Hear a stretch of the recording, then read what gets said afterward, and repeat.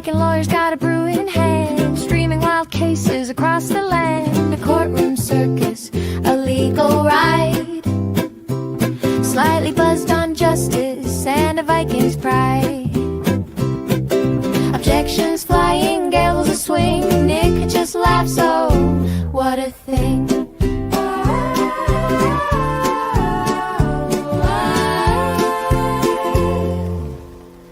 It's a slightly buzz Friday lore show, where the weirdest trials steal the show.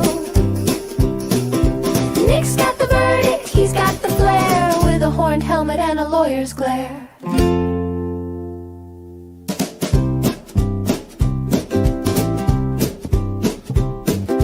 Mugshots rolling like a movie reel, a pizza thief or a banana peel. He calls it absurd, he calls it wild.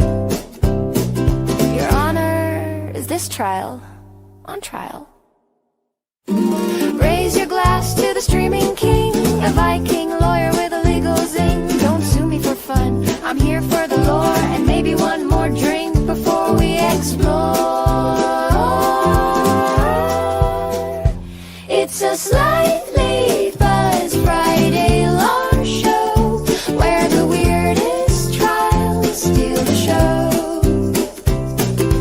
Nick's got the verdict, he's got the flair, with a horn helmet and a lawyer's glare. Hear lawyers glare.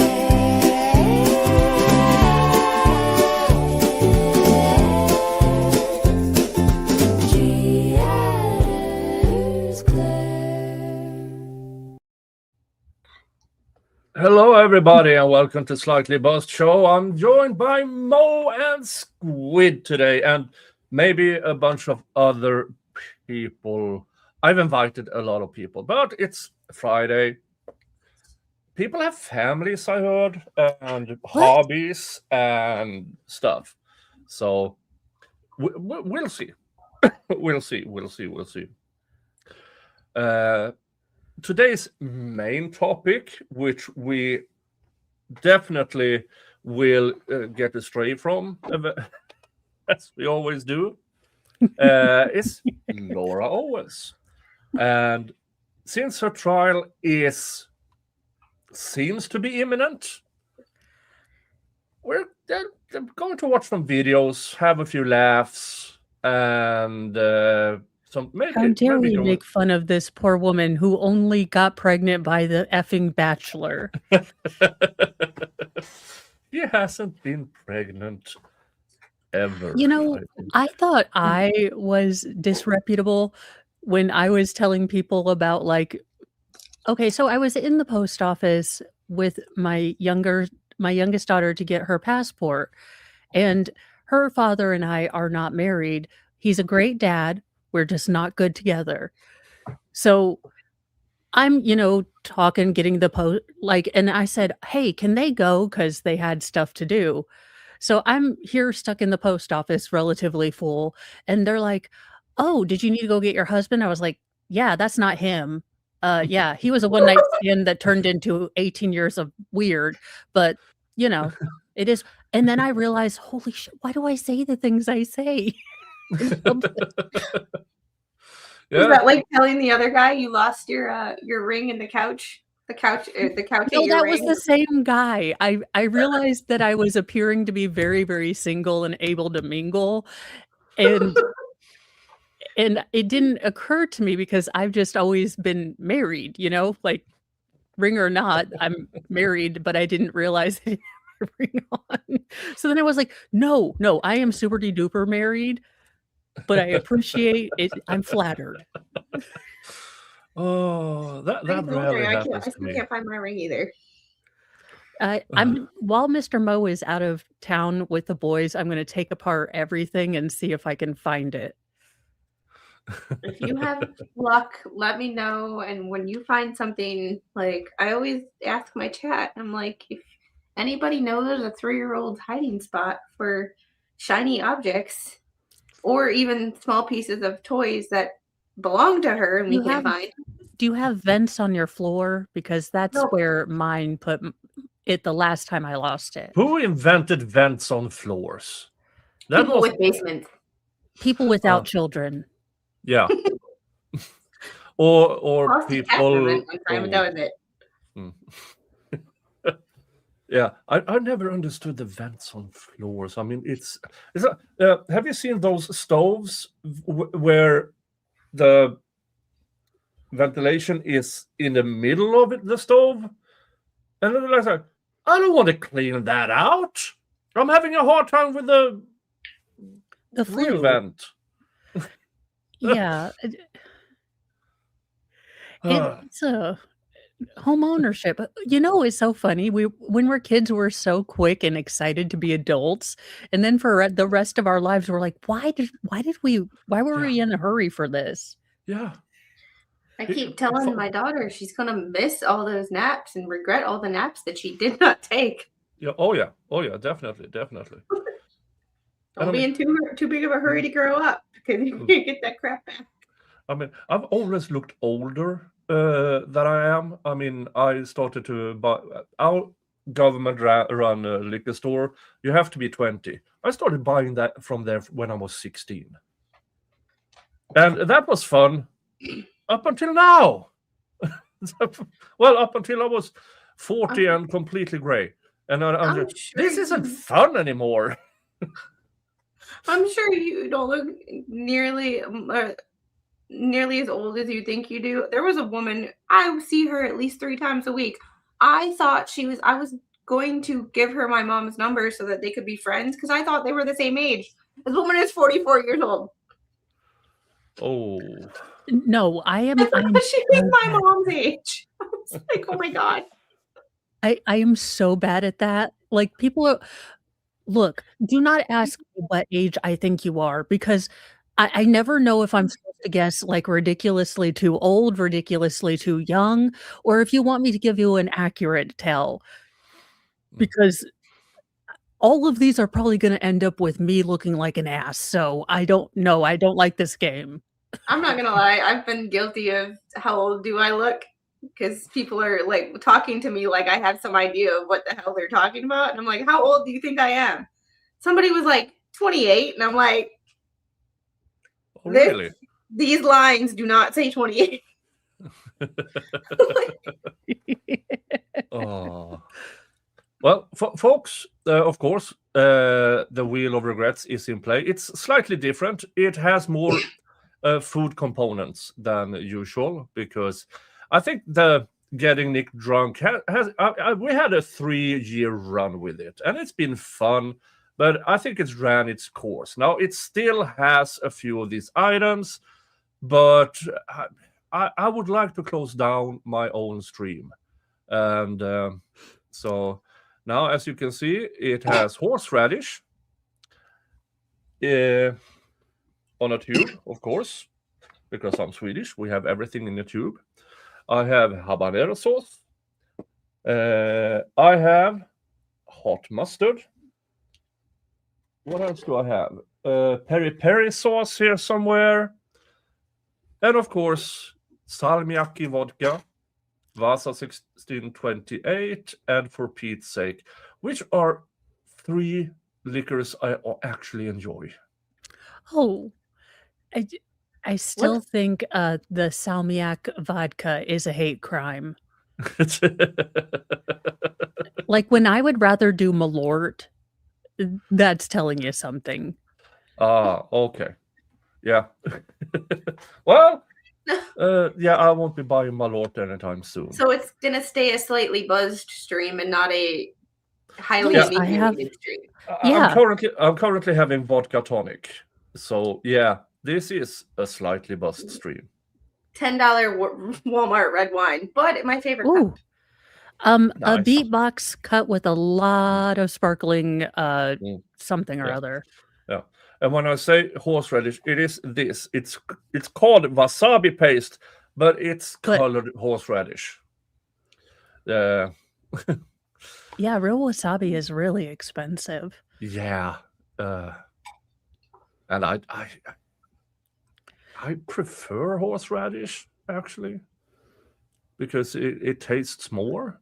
And the effect lasts longer. And so, yeah. I've never tried sushi, but any sushi that I would have is in the middle of Indiana, and I'm just I'm not guessing I'm going to get an authentic experience. You know what? You could add some truth there type questions. That could get dangerous really fast. Yeah, it could get dangerous.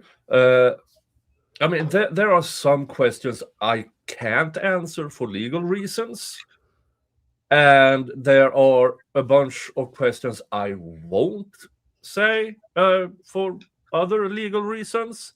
I mean, but or we can say like this. Oh, look at that! Hey, I told a colleague at work to talk to me about being old when he could remember the Reagan administration. I felt flattered when he didn't think I was old enough for that.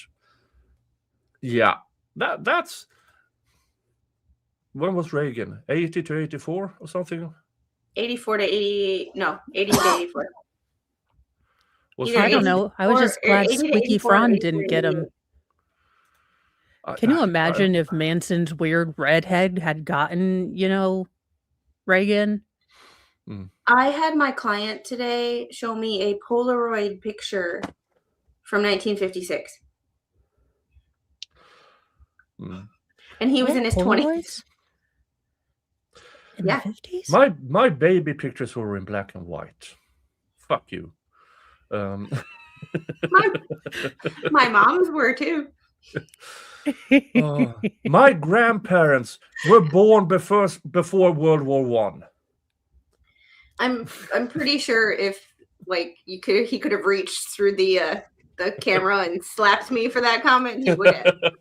I think my grandma had foil from before the First World War. Oh yeah. The woman, look, I love it. I love and I get that you lived through really tough times, but Grandma, we can buy new foil.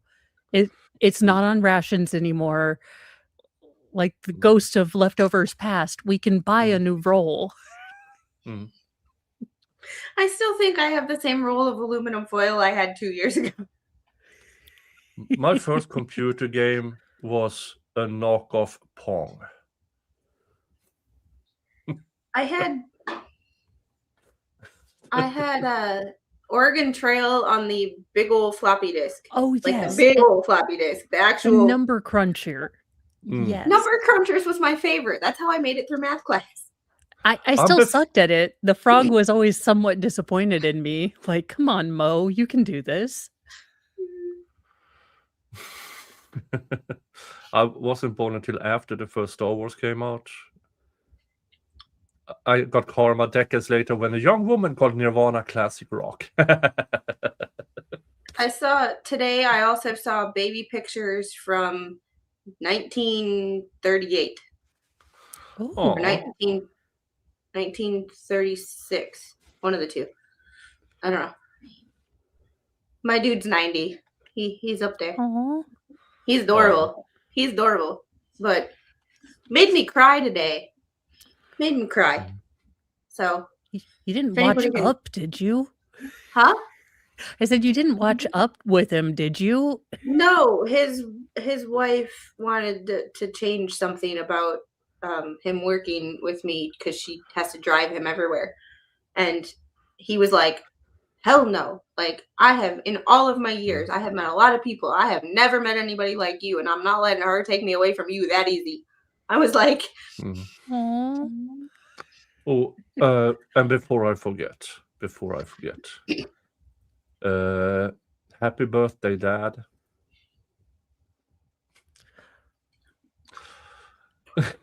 Oh my goodness. He looks like he's having an awesome time. They're in somewhere warm. Yeah. Oh, happy I'll birthday, have what Dad. he's having. That ice cream looks awesome. Yeah. He is, I mean, grandkids and everything love. He takes them to the pancake bar for a pancake buffet. He takes them ice cream and he does this thin pancakes with chocolate powder. Ooh. Yeah. So it melts as he flips them over and then sprinkles these so it melts a bit and then rolls it. And you can see all the grandkids, regardless of age. Yeah. I'm 40 and I'd be lining up he's with a there for plate, like, hours just "Ooh." making these pancakes. So happy birthday, Dad. Good to have you. Good to have you still around. All right. Speaking of somebody who will never have grandkids, Laura Owens. She is just she is a whole ball of crazy. And it gets worse. Every time we find out something new, she makes herself worse. The And crazy runs deep. I didn't think it was possible after the Clayton Echard trial, what she did there. But I don't get it. She just seems, I don't know, clinically or just completely unable to. She knows there's a line. She knows that she's going to cross it. She knows there's going to be consequences, but she just cannot help herself. Yeah. The victim mentality is accountability is for her is you're hating me, you're abusing me, you're doing this. Yeah. It's like, no, it's just basic accountability for being. Yeah. But she has the mindset, it's okay for me to fraud, scam, everything, because you did me bad. Then everything is on the table for her, including but not limited to crimes. Yeah, and the real scary part is I have 6 kids, y'all know, and I worry about my girls, but after just looking into a little bit of the Laura Owens case, I'm more worried about my boys because my middle son is built like Bobby Hill, so he's not a dainty, he's a stocky, little guy, and he'll probably grow up to be a massive man. And if he has a partner that, is abusive to him, at least with my girls, I know there might be skepticism, but they're more likely to be believed. My sons go in. Are they going to get laughed at? Are they even going to get taken care of? Yeah. Now, I pulled up something I haven't watched in a good while. But I mean, people, there's new people showing up and wondering. I mean, they hear a lot of stuff, they see a lot of stuff, and so I thought just as an example from Schnitzel Ninja here. The pregnancy video where she did the look at my bloated belly, and yeah. This will be first trip here, entry number 169, Sirocco 91, owner-rider Laura Owens out of Scottsdale, Arizona. Is that AI? No, that is her bloated belly. And 3 days before, she is competing. Well, from even an anatomical perspective, she is anteriorly tipping her pelvic bone so far forward. She's sway backing. So yeah, it does look more exaggerated, and that was what's throwing me off because it's not as big as it looks, but because she is. Now I have problems with this. I actually have to do an anterior tilt to make sure that my posture is good because I've had so many children. Women who've had a lot of children tend to do this naturally because our muscles aren't as strong. But that's definitely, she is putting it on. That's not a pregnant belly. No. It really isn't. And I mean, she had like 3 bean breakfast and then waited. And then she puckered her butt together completely until, that showed up. And look at her 3 days before. And remember, folks, this is, according to herself, a high-risk twin pregnancy. I Not do even wonder close. why it's always twins with her. I have because until Ravgen or that company that she used, it's very hard to determine prenatal paternity with twins. Yeah. That makes sense. Until Ravgen or companies like Ravgen.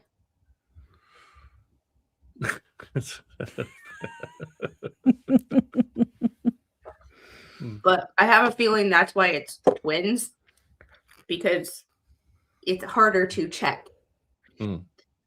Yeah. That makes sense. I And then didn't if know if there was maybe a pathology about it beyond the kind of it's easier to conceal or harder to understand that. I didn't know if there was, oh, well, I lost one, and then she could just drag it out. It's not only just lying, but it's something internally wrong with her. But it's an insult to every woman who's been pregnant, had a hard pregnancy, or lost a child. Yeah, and It's and like that's a slap in the face. well, it's also a slap in the face to all these men. I mean, yeah, it's a woman's body or whatever. We can have a whole other argument about that. But how dare you assume that men wouldn't be heartbroken? I mean, some men really want children. Some men really, get that idea. And yeah, it's a crazy person, but she's going to have my children. And then to find out it's all, completely fake, that it was a, hostage situation so she could get a date. And the thing about like some of the text messages of I will get rid of them if you stay, like using a highly contested these days medical procedure as an ultimatum is just a level that like I just taking everything else out of context or like she wants the sympathy and the kind of social respect or kind of care that we have for pregnant women, but she doesn't understand why, because these are, for a lot of us, these are children. These are, the most protected thing that you want to have, that you need to have. And she preys upon that, but she treats it so callously and so callowly, and that's she doesn't get it. Yeah. And that's how you know she's never been pregnant, because I've always said, like, you can empathize with someone who's pregnant, but you will never understand what it's like to be pregnant until you've been pregnant. And you can say, oh yeah, I understand, like from an anatomical perspective, from a physiological perspective, I get what's happening, but you don't know until you know. One day you wake up and you feel great. The next day you wake up and you're like, get this thing out of me. Like it's eviction day. And then the next day you wake up and you feel great again. And it's like, there's no. It's just, again, it's using things that are really, really sensitive to a lot of people for clout, for attention, for anything. And anyone that's walked through a pregnancy loss or, anything like that is going to tell you that's one of the hardest things. It's not something to be used as a hostage negotiation or, I'm definitely, I'll, if you date me, I'll stop. It's just, it's not a leftover. These aren't leftovers. They aren't, they aren't old Reader's Digest. It isn't an old MP3 player, these are children in theory. Yeah. Remember, Mike, how she explained how the termination pills didn't worked somewhat, only took one of them. And I'm reading these emails she sent to him. That's not how that, first of all, that's not how those work. That's not how any of it works. And if she had these issues, she would be in a hospital crying out of pain. Because if those pills fail, your entire insides, this I've read because I don't know myself, your entire insides wants to strangle themselves. It induces, really strong contractions, and It's a series of 2 pills too. One releases the fetus from the uterus, and the other set expels. And you also they only work to a certain point because the fetus eventually gets too big. Yeah. and that's the thing. We don't have to go regardless, into the medical procedures regarding that, but you need immediate medical assistance.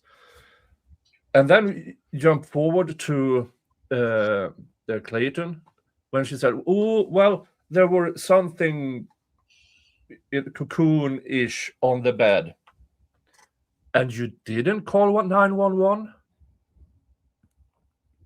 I mean, that's what when she discovered. That's very Sarah Boone. That's when Yeah. she discovered that the miscarriage, what she said was at that date.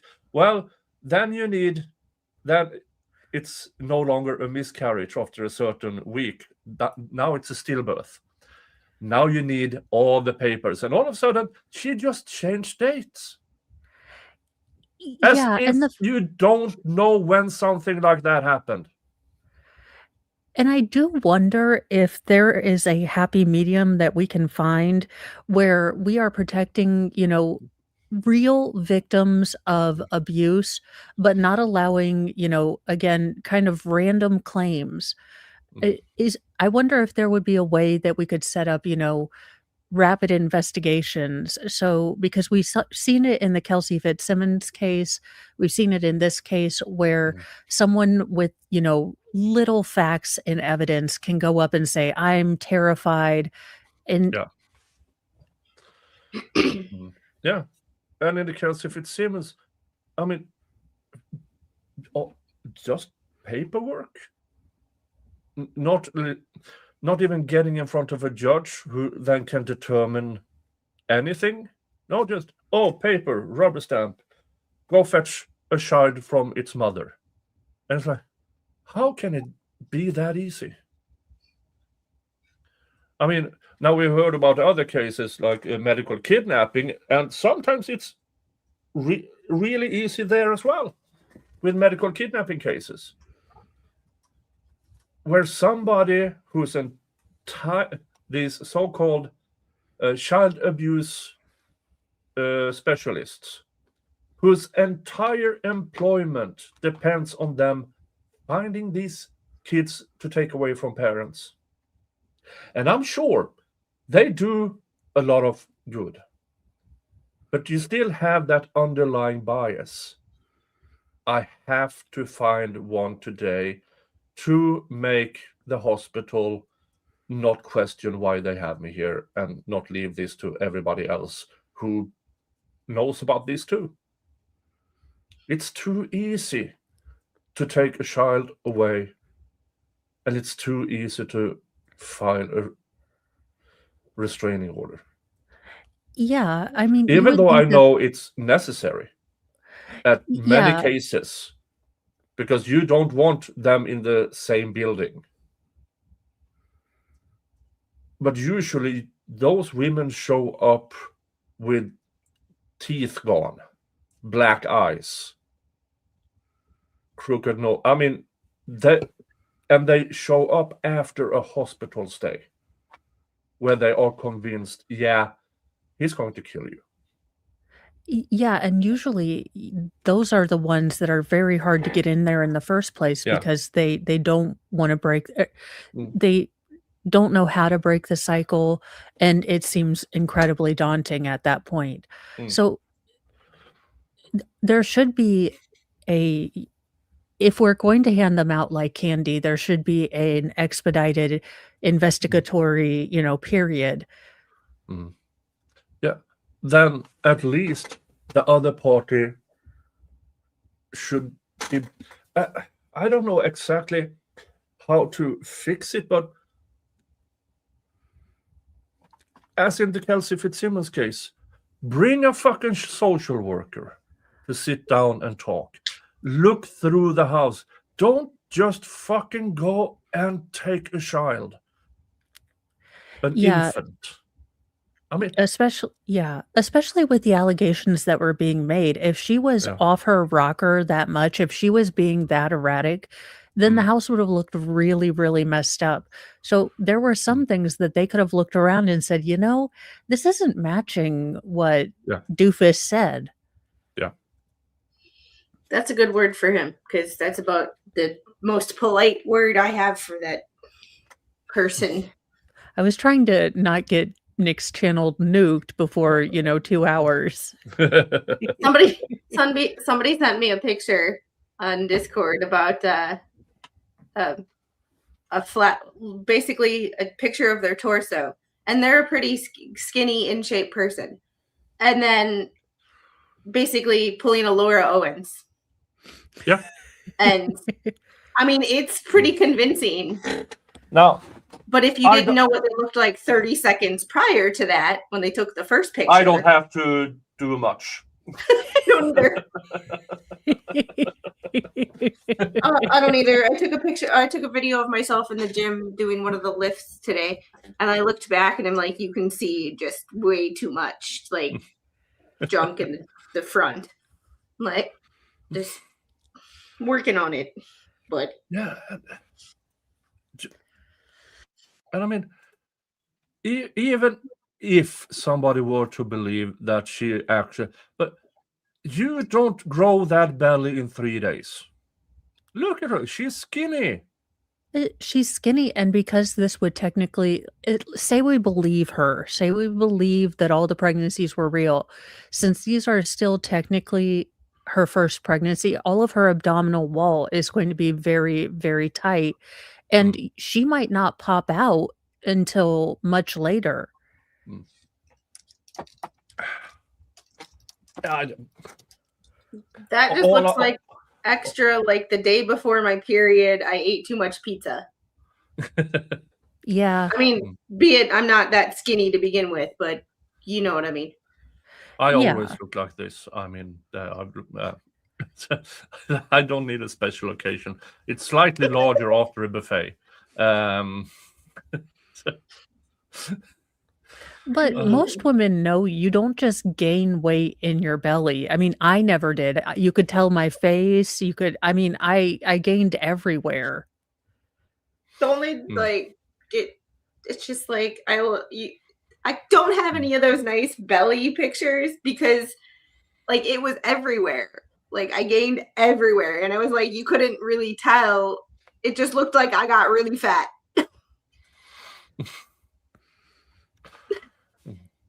Yeah. So like I don't have any of those nice maternity photos with like skinny girls and where they get their belly, and it's like, no, my belly never got that big. My daughter was under 5 pounds. Like she never got big enough to I was around 4 pounds when I was born. Then I grew slightly more. Just a little bit. Just a little bit. Just a little bit.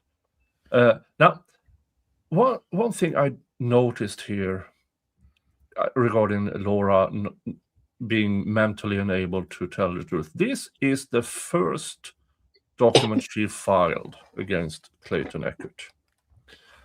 Clerk of Superior Court. She paid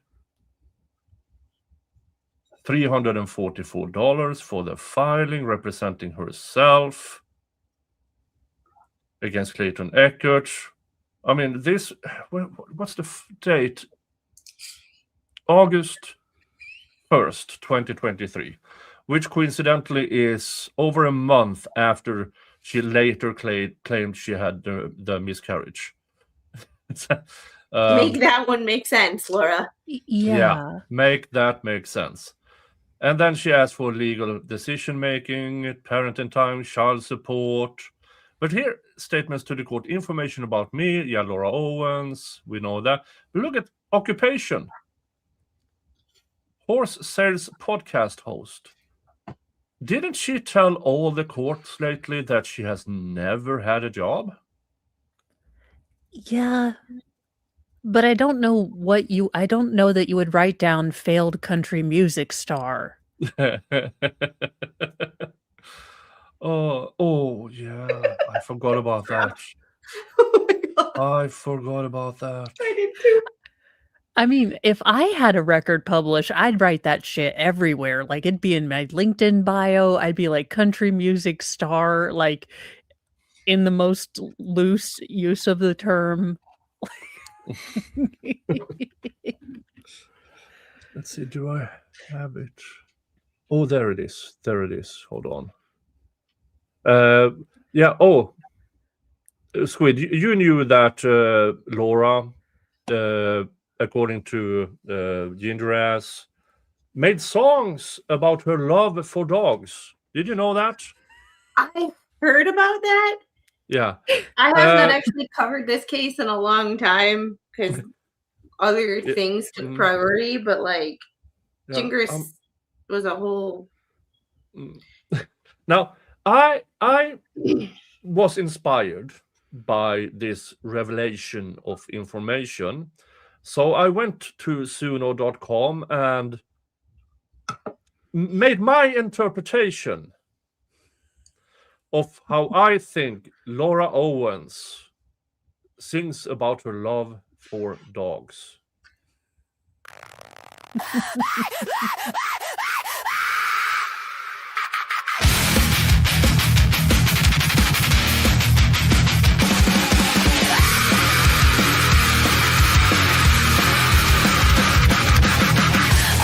All the doggies, every Laura walking down the sidewalk, shouting at the pugs and the mutts. Their noses wet, their feet go tap, tap, tap. I marry every wedding tale, and every yes I do. I love all the doggies, all the doggies. Every nose, every tongue, every bark in the park.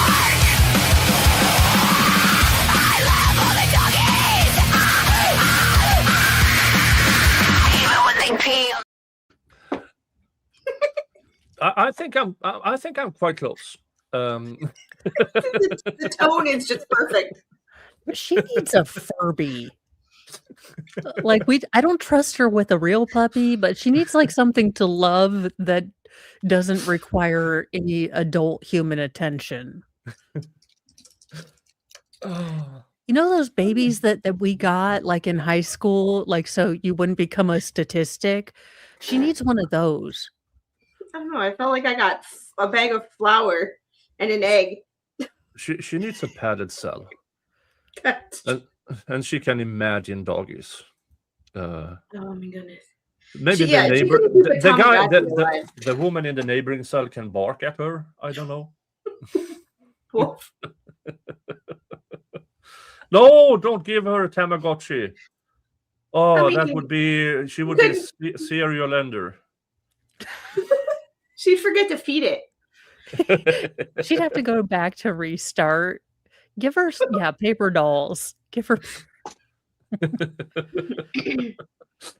I did see it. There's a toy company now that makes a dog robot, and it looks realistic. And I'm like, well, I mean, it still looks like a toy, but it needs to be fed. It barks. I'm like, that might. I saw it on YouTube Kids the other day. Like, they sell it at Walmart. I mean, girl, you want a dog? There's your dog. You can't kill him. He ain't alive. Or one of those dumpling things. Like if she can keep the dumpling from exploding, then we'll give her a house plant. She needs a chia pet. Yes, she does. Oh. Now, the next thing that happened, Clayton answered regarding legal decision making, parenting time, child support. Laura Owens. And he says relationship to children for whom the other party wants the court order. Other, explain. Party A is making up this entire claim and is refusing a paternity test. And my relationship to children. Pregnancy has not been proven, neither has paternity. And that's what I could never understand is why are you trying to determine a paternity test without a valid pregnancy test? Yeah, that was the one thing I thought. Naive me, I thought you at least had to prove pregnancy if you were going to go to a courthouse to, file for paternity. I Welcome thought to the first thing Arizona. the court would do is say, show me the doctor blood test for paternity, not the pregnancy test from home, the doctor that you went to, Because and your information about your prenatal care. Yeah, because pregnancy test at home is like it's just go to the doctors. Yeah. That's the first thing you do after you get a positive pregnancy test is you make an appointment with your doctor and you say, hey, I need a confirmation. Yeah, and they even tell you, I mean, usually you'll get a positive test, at week 5 or 6, and they won't have you come in until week 8 or even 10. And those weeks are worrying. You're usually not sick then. You don't feel anything. So those weeks can be incredibly nerve-wracking, especially when you know how common miscarriage is. So again, to take those times where you're like those awful couple weeks where you're just hoping that you go in and the scan is okay, those are not easy. And even though I've done it, 6 times, every time was scary. Yeah. LMP has a great idea here. Clayton's law: no paternity case can be filed prior to a child's birth. Yeah, and I mean, certain countries has proposes without any feelings put into it. Have a DNA test. Except France, who banned DNA tests regarding paternity, because France is notorious for out of wedlock and not spouses children, because it would clog the French justice system. The court, they are quite infamous for that. So they banned DNA tests. And I don't give legal advice regarding this particular issue. Don't sign anything if you're unsure.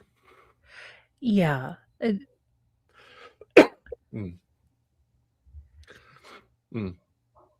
by the way, I mean, when it comes to this confirmation test, I've skimmed through the files. Not in any of Laura's cases have I seen her take one of these tests. Not once. No. Now, that in itself, if it weren't Laura Owens, doesn't mean anything. I mean, if woman don't get her period and all of a sudden something starts kicking on your rib cage, you might be pregnant. If something starts moving and you don't know, it's not an alien. It's probably a baby. Yeah, if it doesn't come out of But every time you have gas from now on, you will get terrified. I have 4 sisters and a younger brother. I have 17 or 18 nieces and nephews, because they are pregnant a lot.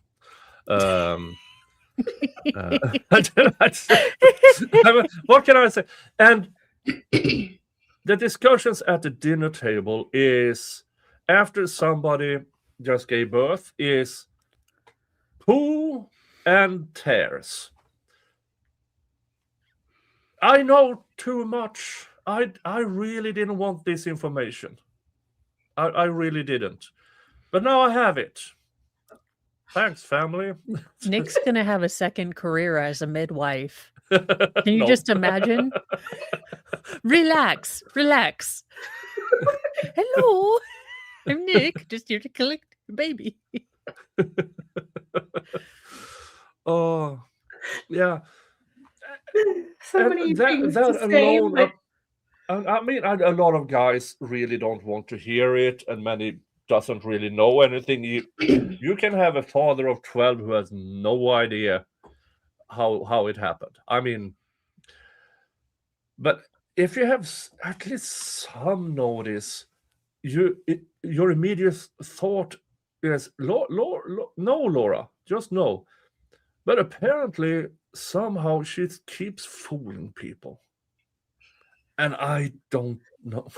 She keeps fooling It's a guys lot who of have midwife. never been pregnant, because most women would look at Laura Owens at the weight she is now and say there's no way she could have even gotten pregnant. Well, No. that's what Slinky said. At her weight, I'd be surprised if Laura could even get pregnant at all. Mm. I'm like, that's a really good point.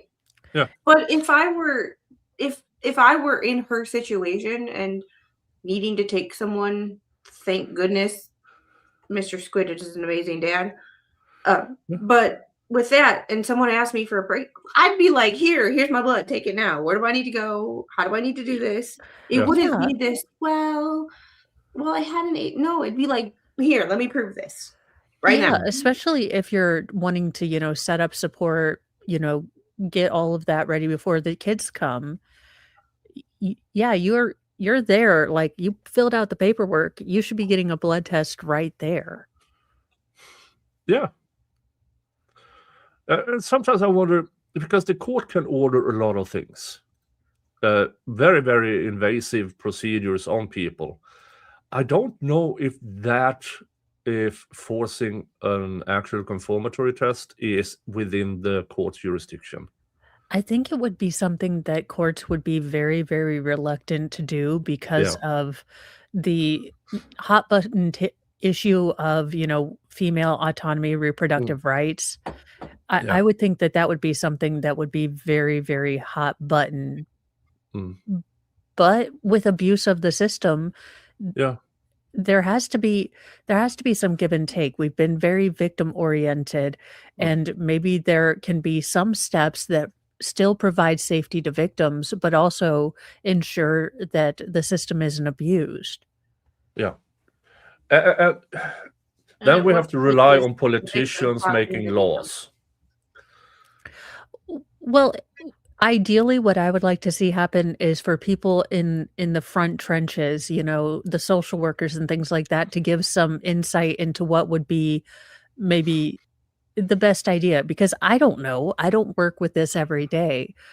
So it would definitely, it seems like there can just be nuance. There can be a better system.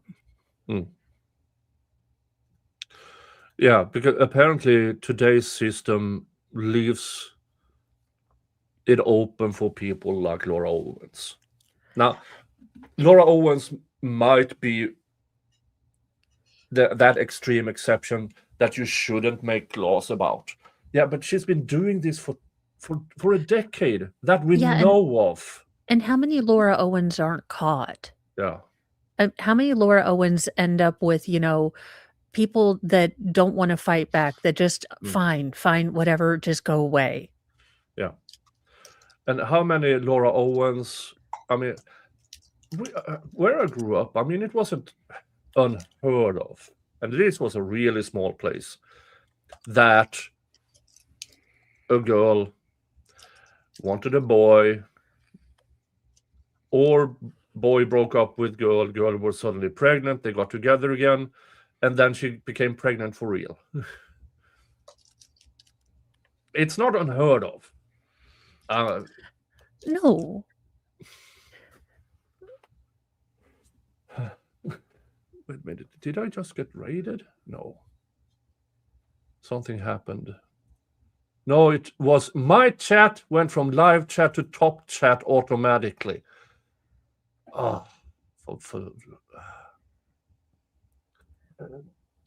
YouTube.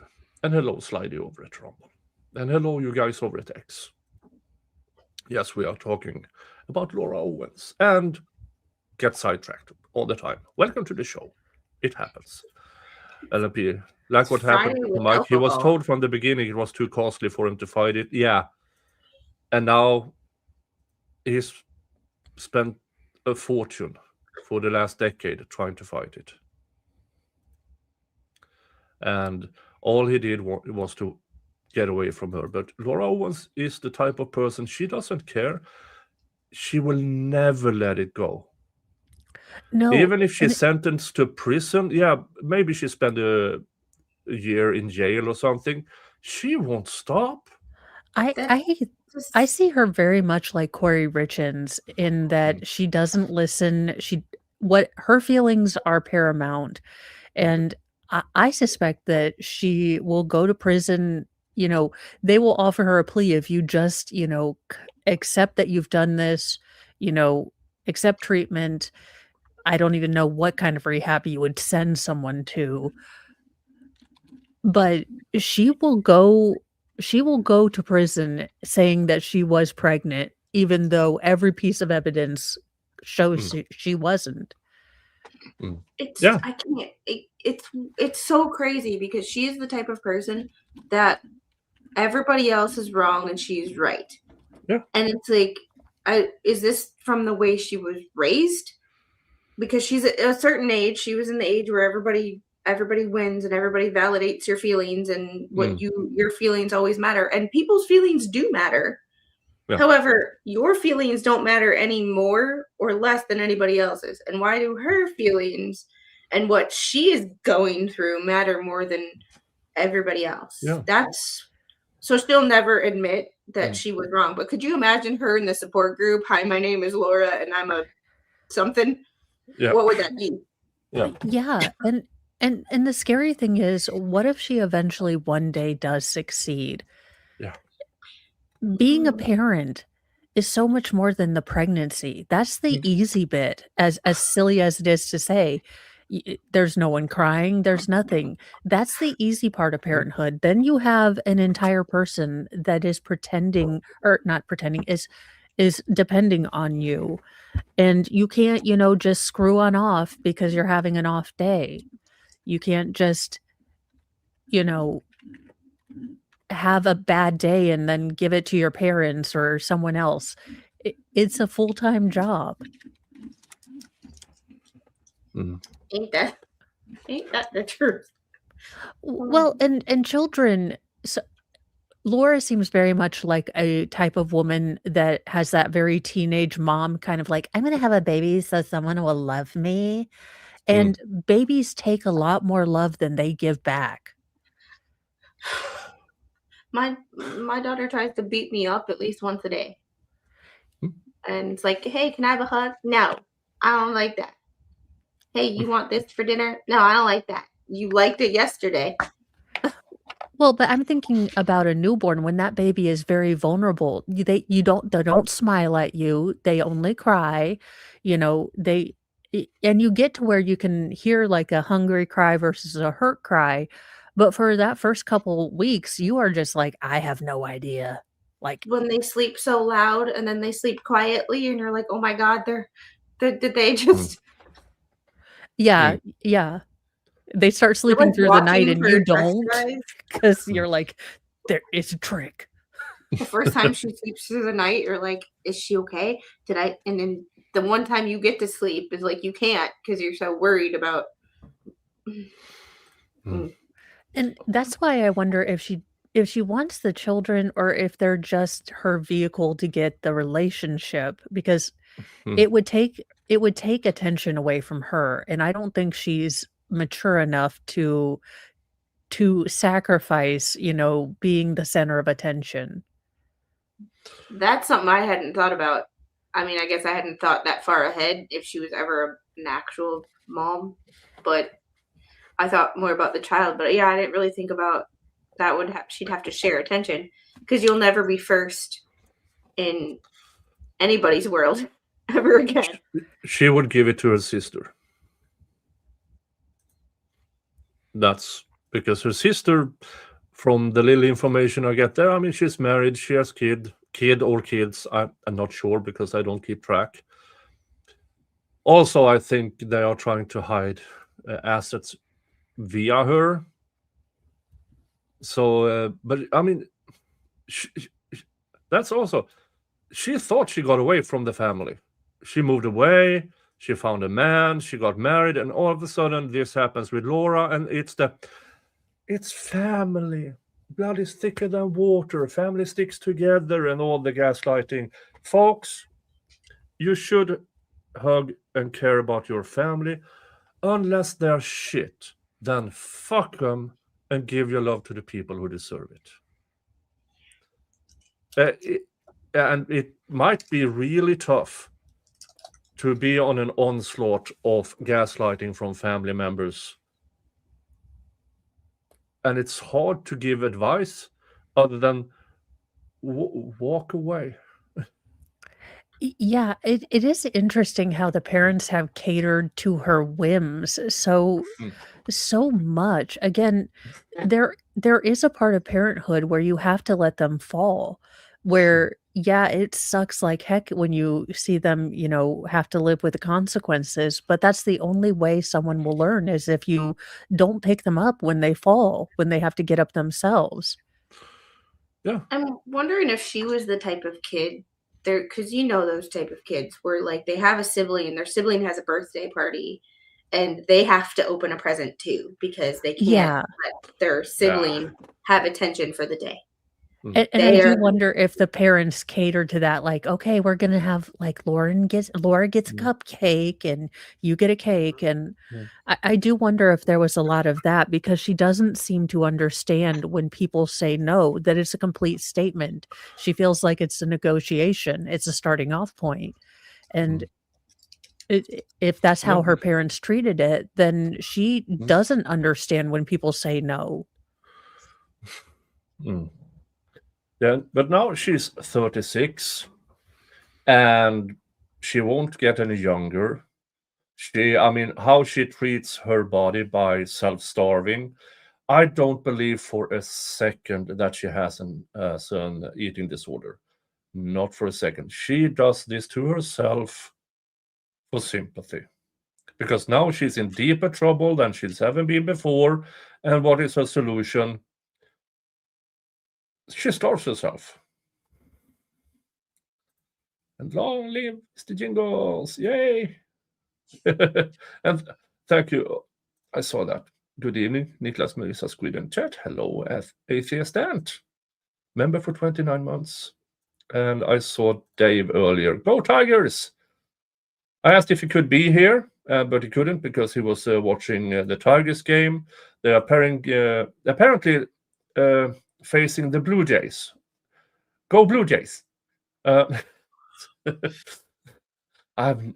don't know which sport he's talking about. Baseball. Oh, don't worry. I sports ball enough for the both of you. Okay. Thank you. Oh, is that long ad occasionally interrupted by sport? Yeah, pretty much. Yeah. Okay, that one. Mostly enjoyed via short form videos because that's all they have time for in between ads. Mostly it's the drinking. It's the sport where you drink and watch, or you drink more than you watch. That doesn't narrow it down. Yeah. My dad's in the chat and said, "Go Brewers!" Like I'm with my dad. Hi, Dad Squid. Squid. He got sent over here in a redirect. Oh, there was a redirect. Okay. I streamed until like 4:58 my time. Oh, okay. So he showed up. Yeah. I just redirected my chat over to here. Now, I do anticipate her having some kind of hospital-worthy malady right before the trial. Well, she tried up in California. Well, I'm talking about she will actually go to the hospital. I foresee her doing something or having something where she admits herself. I think that the reality of the trial, unless she takes a plea deal, it will be an attention-seeking sort of malady or malingering. Yeah. And we all know she'll never take a plea deal because that means accountability. When you take a plea, you have to admit that you did something wrong. Yeah. And hopefully she will meet a really, really good psychiatrist who, oh, really? I think you need a longer stay. Get yourself over there on the rack. Let me fetch you a new shirt. I wonder what the defense hug is myself even. shirt. I can't imagine what the defense is going to be. Like, I was confused about reality. She has to blame Ginger ass. She has to. I do. It'll be interesting to see both of them turn on each other. Yeah.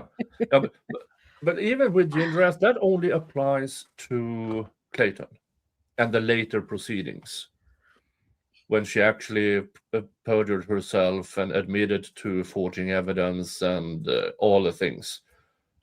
So, but in order for her to avoid jail, she has to throw him under the bus. I don't think she will, because he inflates her ego all the time. He's more or less the only one that keeps this. What the fuck? Holy fazolies. Look at that. Look at all that green. Winks and wilts. Wow. Okay. Wow. Thank you. Winks and Wilts also covering this case, and they are planning a huge fundraiser in June. They have started to send out pamphlets and stuff. I would have joined anyway. That's amazing. Thank you. That's way too much. Thank you. And now my entire chat is green. Thank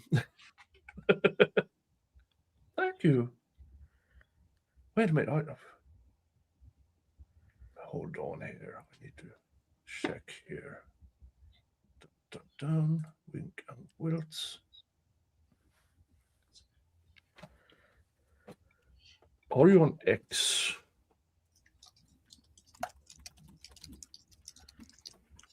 Winks and Wilts. Do we think that there is a Jose Baez angle going on with her and what's his face? Oh, wait a minute. I got an email from them. There you are.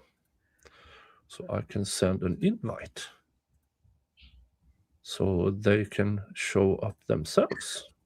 And you've got like a bajillion spins now. Well, yeah. All right. Check your email. I sent you a link. Thank you so much.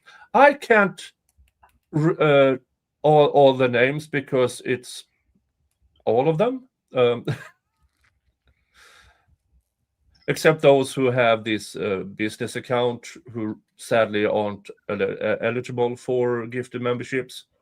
Thank you so much. And now all of you have access to my members-only content. You have early access to short-form videos and videos I'm about to publish. And you have your own emojis on YouTube's 50. That's $150. That's 3 spins. Awesome. I have my emojis set on, and my hope for Mr. Jingle Snuggles.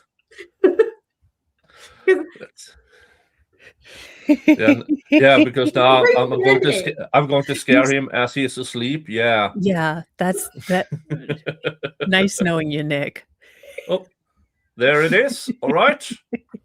Let's spin the wheel of regrets. Dun, dun, dun, dun, dun, dun, dun. Dun, dun, dun, dun, dun, dun, dun. Hot mustard. Mustard. All right. Hot mustard is this.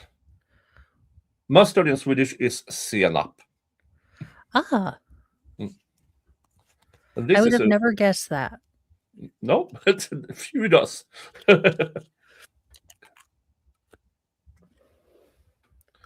I mean, that can't be the worst thing in the world, though, right? No, it's really, really nice. It's really, but it's very, very potent. It's very, very potent. So what are we doing? This Like, is an amazing bottle remove or because drop? you screw it, well, you unscrew it, you remove that, and then you have just this. And you get this spoon. Spoon, spoon, spoon. Yeah, spoon. Spoon. Spoon. This is a mustard that is, it's not, how do you call it?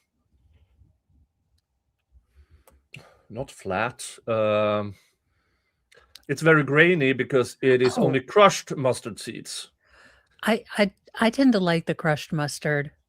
Yeah, Yeah. Ah. looks good to me. Now I want a hot dog. Damn it. Yeah, you are from the Midwest. So yeah, Wheel of Regrets now have have things, more things I enjoy. You're gonna turn as red as your jacket. All right, that was spin number 1. Hide choice. Da da da da da da da da da da da da da da da. Oh fuck. Nope, you're gonna turn as red as Add your jacket. candy or something. Not all spicy stuff. This is, yeah, it says wasabi paste, but it is colored horseradish.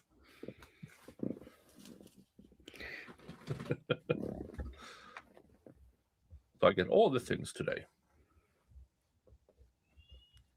Ooh, codfish for dinner. Dun, dun, dun, dun, dun, dun, dun, dun. Cork back on. This will take care of any problems I have with my sinuses.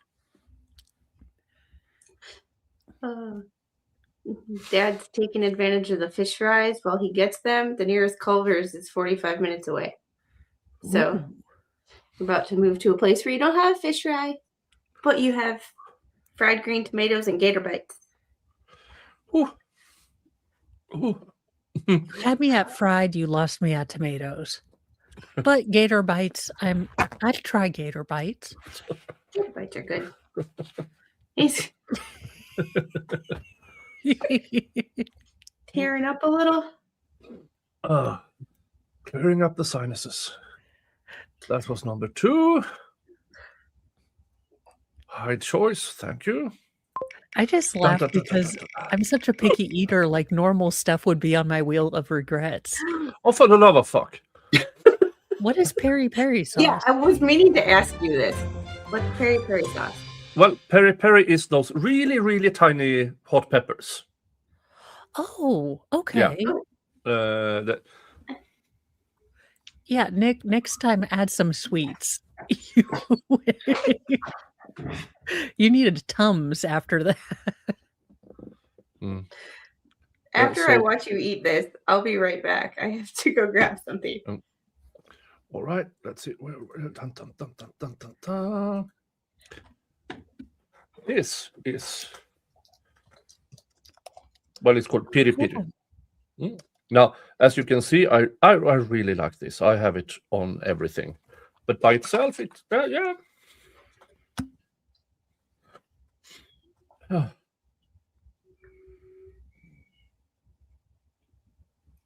Just a little tiny bit.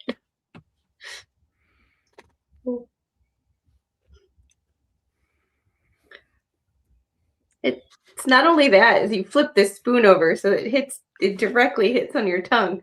Yeah. Yeah, so everything gets everywhere at once. It's a technique. Yes. This so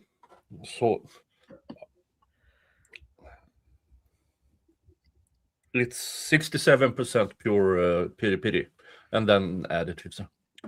Ooh. And I'll be right back. That wakes you up in the morning. By the way, piri piri sauce on hard-boiled eggs in the morning. You have hard bread, butter, hard-boiled egg, which you then mush out, and then put piri piri sauce on. Oh, My Right, Sophie boys would Champ. love that. I don't like I said, I am like a picky 4-year-old. I don't like hard-boiled eggs. They smell weird.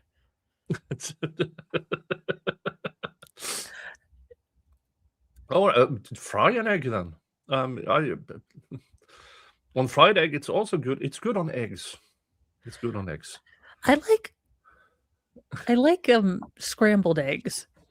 Scrambled egg. Mr. Mo likes the fried eggs where it's still liquidy on the inside. That Soft boiled. is- yeah. Soft. Yeah, I know what I know. Yeah. Yeah, no. So you don't like the runny yolk or anything of the sort. No, like I said, I make a lot more food for my family than I'll eat because I am a picky weirdo. Shannon, Nick, why no hiccups? Well, it is hot, but it's not habanero and above hot. Oh, I do have habanero sauce as well, and if we finish the wheel, I have my 8 out of 10 ready.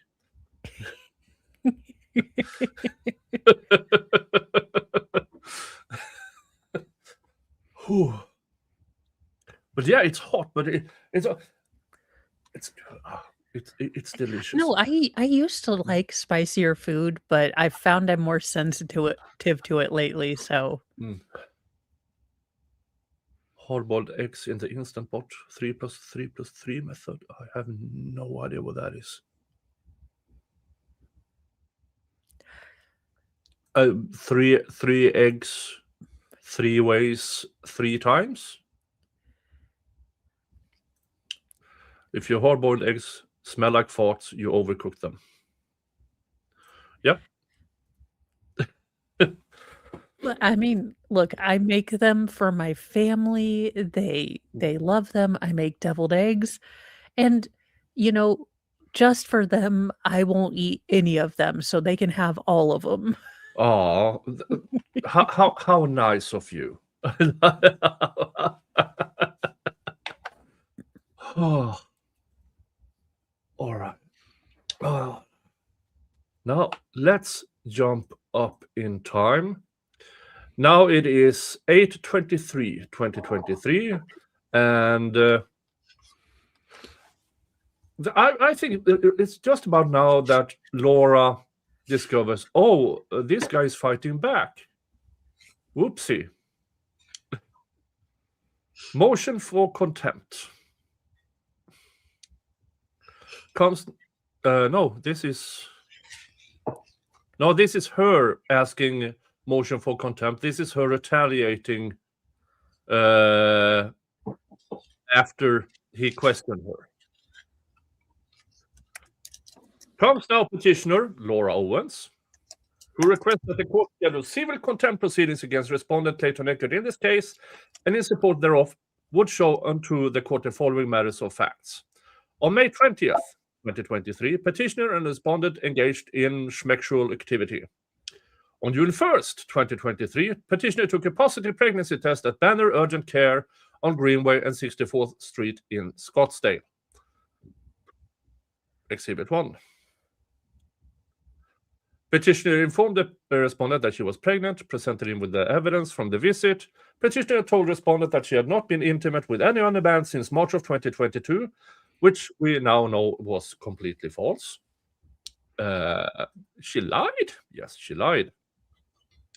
And she was positive the pregnancy was his. On June 17th, 2023, respondent invited petitioner to his apartment.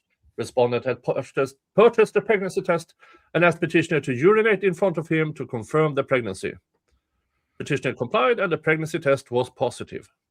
Now, she went into the bathroom and allegedly shot herself full with that horse tranquilizer or that hormone or whatever it was. Well, yeah, if she had injected herself with HCG, she would have popped positive on a pregnancy test. Yeah. Oh, look at the Emble. Or Embilia. Okay, I would say Embilia, not Emble. I think Embilia is the I more read it correct that one. way too, though. For It needs to be the MB stands for Mama Bear. Oh. Mama Bear Leah. I'll see myself out. I'm so sorry. No, Nick, because I read it the same way. I was like, how would I pronounce that? And I was like, probably wrong. It took a while because okay, I wonder what I is. brought a sauce or hot sauce in the room for you.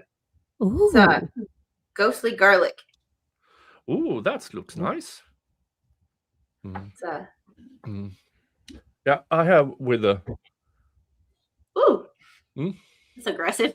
Yeah, this has Carolina Reaper, but Orange Copenhagen, 7-pot Lucy, horseradish, black garlic, celery, and pineapple. Okay. Because you need some sweetness, I guess. Yeah. Didn't one of them before have you try blueberries? to- I remember when you got those hot sauce, and one of them had like blueberry or something in it, yeah. I think. Yeah, I think it's this one. Slightly darker. How is it I can remember that hot sauce has blueberries, but anything functional I need to remember? This has habanero, apple, blueberries, habanero, Carolina Reaper, boysenberries, onion, garlic, honey, and brown sugar, and smoke aroma. Every time my friend and I go to Charleston, South Carolina, we go to the Pepper Palace, and they have spoons Ooh. at every, and they have containers like hit that spicy mustard does, and you can just go and Yeah. taste everything, and then walk out of there sweating to death. Yeah. By the way, this here isn't cuddling with Mr. Jingles. Mr. Jingles likes to be patted and stuff like that, and scratched and a bit like that. When I try to cuddle, it is a fight. I think he's slightly autistic. I don't know. You know, my husband, he doesn't like when I'm having a bad pain day, but it's literally the only time I will sit still and like snuggle. And so he's like, I don't like that you're in pain, but this is literally the only time your ADHD behind will sit still. Aren't all cats autistic? Yeah, maybe. I just live with 2 walking space heaters, so cuddling here in the summertime or anytime Youngest, it's over most 80. feral was a little heater, and he's the skinniest one of the bunch, but he just puts off so much daggone heat. They both radiate heat, the little and Mr. Squid, and it's like my dad's coming down here this weekend, and Dad, if you're listening, I don't care, but he's staying with us, so he's gonna sleep in the little's room, and the little just will sleep in our room. The only downside to that is now I'm stuck with 2 space heaters in one bed. And it's like, should I bring ice packs? Like a cooling towel? How are we gonna do this? When I walk into a hotel room, you look at that digital thermometer on the wall, and after 5 minutes, it's gone up like 4 or 5 degrees just by me being in there. That explains my high electric bill. I never thought about how they affect the air conditioning. Yeah, so if you have guys who radiate heat, yeah, your AC is running to cool everything down. That's I didn't even take that into consideration. Oh. I'm more worried about how it affects me. Not my bill. I feel that. All right, we were reading from. On June, yada yada yada, she complied and pregnancy test was positive. June 18th, responded message petition stating, I wanted you to come over to confirm what I was doubting, and you did confirm that, so I don't see you as a liar anymore, Exhibit 2. He might have sent that, I don't know. August 1st. Well, and again, she would have popped hot. There would have been nothing nefarious that he would have noticed, because if she had taken it even before, like the day before she went there, yeah, it's still going to be in high enough concentrations, and it's going to look it's going to look natural. Yeah, and this is so something clearly happened between June 18th and August 1st when she filed this petition and when he responded. And so she whines and bitches some more, and whines and bitches some more, and whines and bitches some more. And then whines and bitches some more. Yeah, she at this point in time, I don't think she has an attorney. So this is her storytelling. And claims he committed a fraud upon the court and yada yada yada. Yada yada yada. And it just keeps going and going and going. What in the chat GPT is going on here? And then exhibits in support. And then you have the emails and text messages and all the things.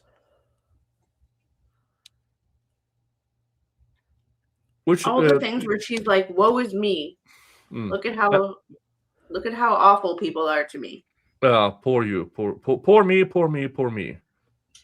And she really does pick her victims quite well, because she doesn't ever pick anyone who gets violent, who gets aggressive. She's very careful in who she picks, because this wouldn't go over well with a lot of men. Not careful enough. She thought that he would roll over and play dead, so to speak. Yeah.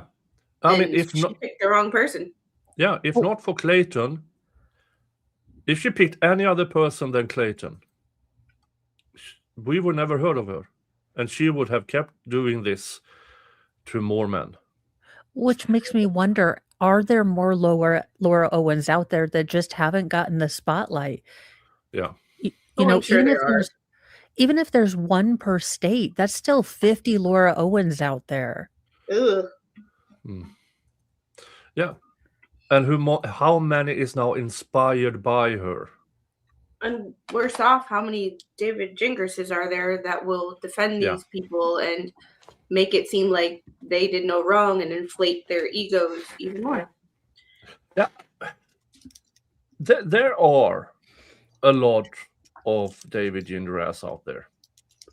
There are people out there that will take the paycheck, file the filings, and don't care. And goes by her story and her story alone because of the deniability of not doing research. Now, that doesn't work. That might work in civil court. That doesn't really fly in criminal court because you have a higher obligation of due diligence against your client, which is also why I believe there are so very, very few filings in the criminal case. Because I do wonder, but don't you, even if it is a civil case, you are considered an officer of the court. You are held to a higher standard because things are kind of taken on that basis. As an officer of the court, I can attest to blank, blank, and blank. We can't trust anything he says now. Yeah. I mean, let's go just check the criminal case here. Just go through what has been filed thus far. Hold on here. Dun, dun, dun. There you are. There. Original investigation, true bill summons, indictment, victim information, subpoena, and so it goes on over the summer of last year. Minute entries, motion for complex case designation, minute entries, allowed to travel, and then there were more charges, and November 6th, charges 8 to 14, and the same day I need to travel. Camera request for Law and Crime Network approved. That's what's going to be funny. She's not going to love that. No. And then November 17th, request to appear virtually, complex case, joint case, and her first attorney, who she paid despite being broke. I'm making an off I fuck motion, and off he fucks. Now, how is she paying for this new attorney that she has? Somebody does. Don't know who. And I don't know. But it doesn't really, it kind of conflicts with her bankruptcy filings, that she's never held down a job, she has never had a salary, and she walked back heavily on what she claimed in the paternity trial against Clayton, where she claimed she has $200,000 here. She makes with her mother on her podcast made $84,000 from that podcast.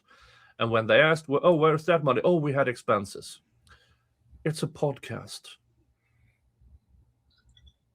Yeah, I mean, $84,000, and you had more than that in expenses, then you're a shit podcaster. Unless you have like millions of views, then the overhead is millions of view, all of that, and then the overhead becomes crazy.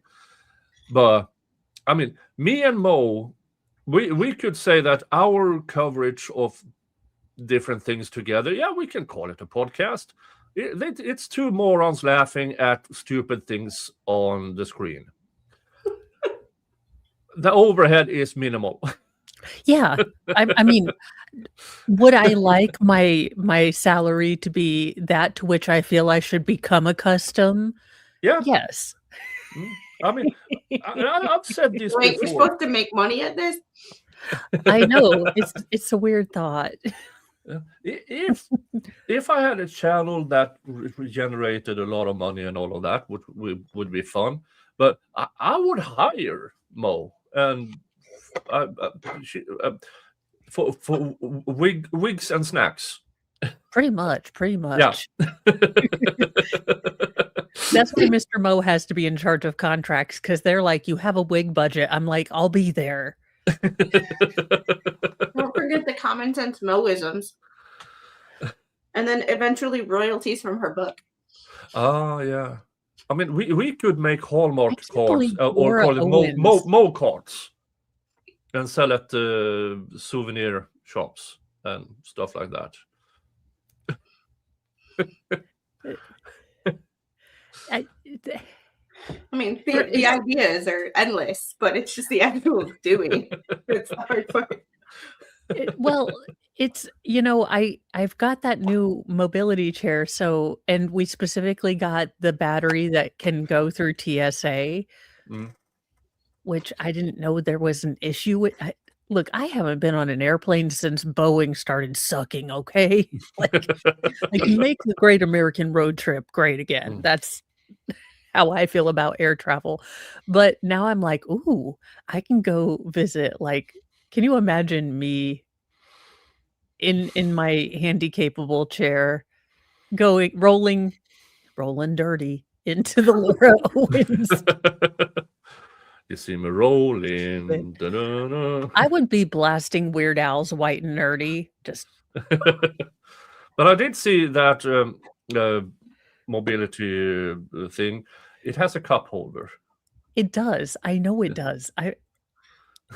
Okay, the only problem is I have total lack of spatial awareness. Also, I am tempted because it has the little joystick to make the inevitable, like, Stephen Hawking's, uh, Are you going impressions. to have a horn? Yeah.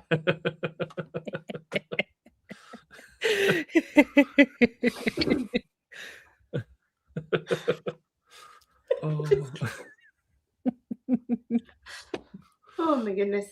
No, I mean, I mean, if they don't replace my niece, I might join you in a few years. I mean, Well, Mr. Most specifically got the one that was more heavy duty, so he could have it too because he was like, "This is fun," and I was like, "Oh, this is gonna be bad." Comment section. you will wake up a morning and wonder, where is that? And then you hear your kids laughing. Yeah.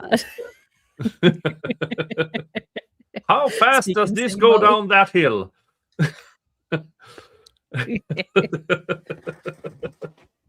They're shooting a new Jackass movie. Pretty much. Most accurate. Yeah, Not intentionally. So while they're gone and I don't feel so many people watching me, I'm going to be driving it around the house. I can't even drive the little Fantic car around the house without wrecking it. So I would wreck a. Well, that's why I'm doing it when they're not home, so no one can see. Like only the cats can judge me, and they already do. So That's their whole job. Look Yeah. cute and judge people. that's why I'm coming back as a cat. Yeah. Look, I have decided. Look at Mr. Dingus. The only problem with Dingus is since I'm reading all the stuff about Laura Owens, and I'm like, Dingus, you dumbass. And then Dingus will look at me and he thinks I'm calling him over. I was like, what did I do?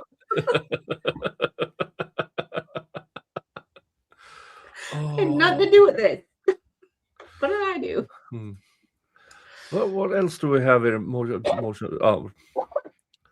Motion to appear virtually denied. Complex case conference. They had a bunch of those. Minute entries. Another motion to allow travel. Traveling an awful lot. Yeah. I understand the one was for the stuff in San Francisco. But as you can see here, where's around November 5th and October 21, 22, she was supposed to be in California in person. Isn't it weird that she never applied to travel on those dates where her own case was being heard? Do these coincide with horse jumping events, equestrian events? Vacation to family. I mean, I'm sorry, if you have cases, criminal case pending with 14 and that, your butt does not need to be going on a family vacation. No, that's the other thing. I could see maybe once, but these are a lot of travel requests for someone who claims to not have a job and be indigent. Yeah.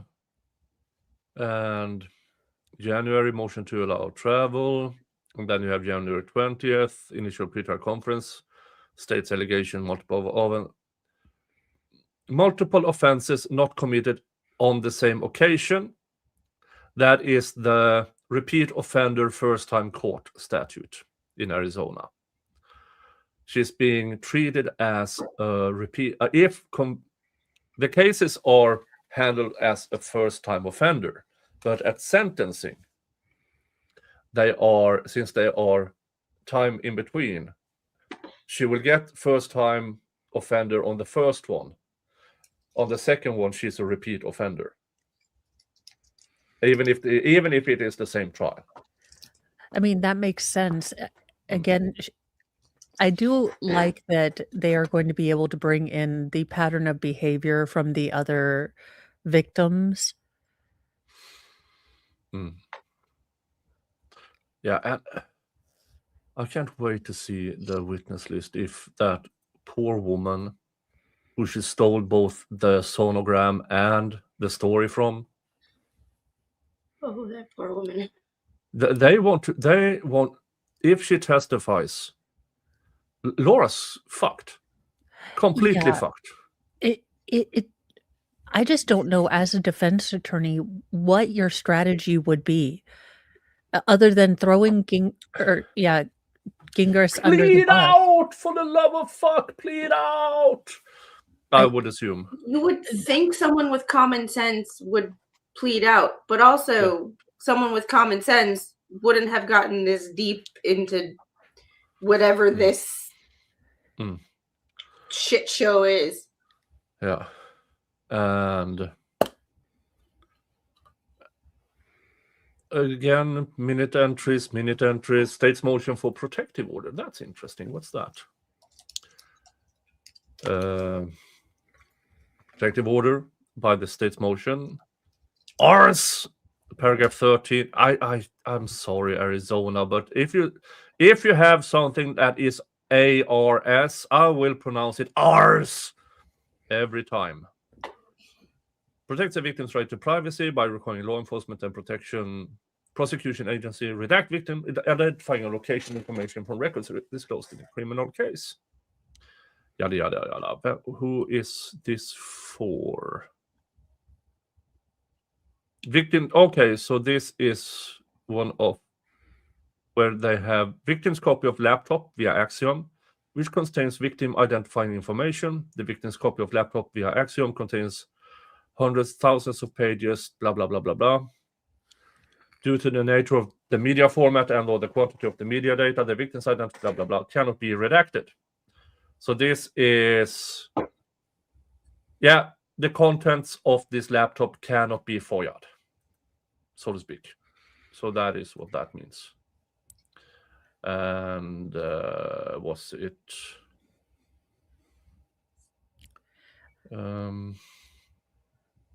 There's another allowed to travel again.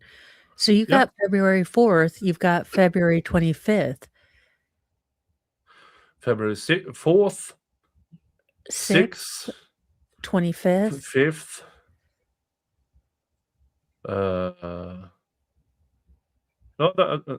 April 5th. April 7th is a motion to allow virtual appearance. Yeah. Do we think she's going to try to not show up or try to come in virtually? They will drag her to court. Oh, I hope so. Yeah, they will have they will have an arrest warrant. Like, I never want someone to do something stupid, but in this case, yeah, I kind of want her showing up in shock shackles. I mean, I'm not gonna lie. But since April 7th, it has a motion, at least not published here on the victims of Laura Owens. I recommend everybody who wants to dig into this case, just go there. They have everything. Yeah, that's where I've been doing a lot of my research because I didn't understand how far this went back. Yeah, because if you go here, Mike Maricini, now the case in itself, no, well, where is it? In 2018, but the relationship and the abuse from Laura started already in 2016. So 10 years of abuse from her, including but not limited to, he was going to Iceland and she bought a ticket on the same plane and showed up to surprise him and spent the entire trip crying and accusing and everything. Eventually, he locked himself into the bathroom to get away from her. Yeah. That is where the infamous napkin letter showed up from. But as somebody said yesterday on Meg's show, aren't people supposed to not have pens with them on the flight? So how did this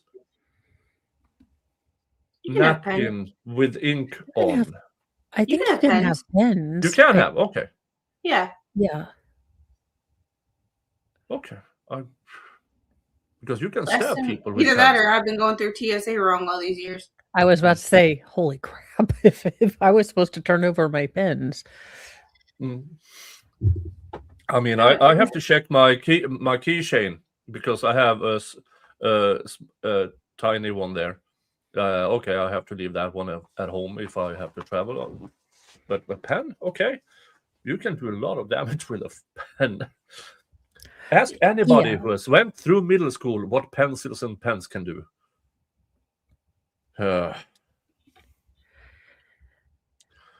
Yeah, so when she showed up for, I mean,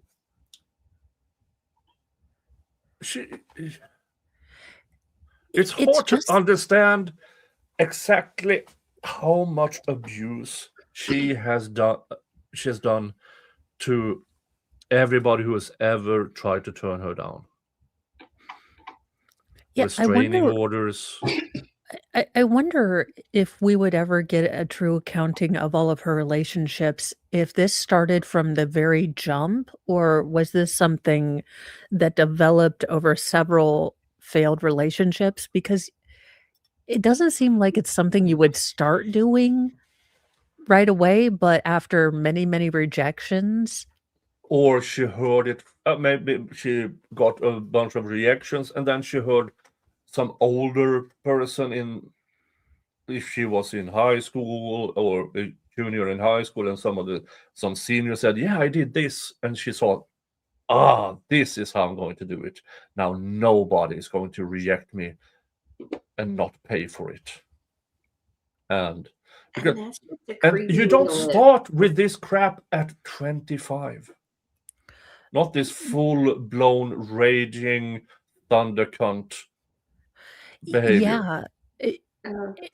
And just the lack of respect for other people's boundaries. I mean, again, the buying a ticket when he was trying to get, some alone time.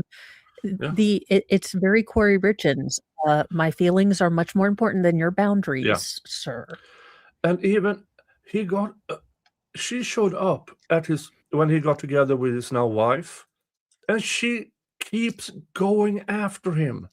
He clearly has moved on, and she keeps going and going like a damn. She can't let go. No, because she was wronged. You see, in her own mind, she was wronged, so he deserves it. This psychology is just so weird because she's literally holding on to people with restraining orders that literally want nothing to do with her. Yeah. Yeah. What are you scared of? I don't want anything to do with you. I don't even want to be in the same state as you. Yeah. And now, poor Mike. Now, thanks to you guys and the viewers, people have raised over $83,000 of the $100,000 goal. He has legal bills up until the November 5th hearing last year that she didn't show up for over $100,000. And now he needs to hire an appeal attorney. Now, if she is convicted and found guilty here, could that affect anything? Yeah, and then they will motions look at this. She's a habitual liar, but it will still come with a cost, and she won't care. Sadly, to Mike, Greg, Clayton, she won't stop ever. No, in fact, it seems to bother her more that people are making fun of her or, being less than flattering. She doesn't care that she's ruined a bunch of lives. She doesn't care that, nearly everyone who looks at the raw facts of this story does not come out on her side. And she never stops to think, why is it everyone looks and thinks I'm the ass? If everybody around you is certain ways, maybe it's not everybody else. Maybe the one thing that connects all those behaviors is you. Look in the mirror. Accountability. Oh no, it was going so No. well. No, Mo froze. No. And now the GoFundMe page fucked up for me, so I can't. It says unknown error. No, it was going so well. It Yeah. was go- And none of the kids are on anything to play Roblox, so my internet should be like lightning fast. Mm. Should be like Steve McQueen or Lightning McQueen. Yeah, I mean, and now we are all waiting for trial. We're waiting for, because apparently there are still negotiations ongoing regarding. But I honestly don't think she will take a plea deal. She wants I to. think She wants she's- to be on the stand telling everybody her story. She has too much Sarah Boone in her. She believes that if she just, can tell her story, she is convincing. Didn't work for Sarah. I don't know that it's going to work for Laura. No. I think it actually worked better for Sarah than it will for Laura.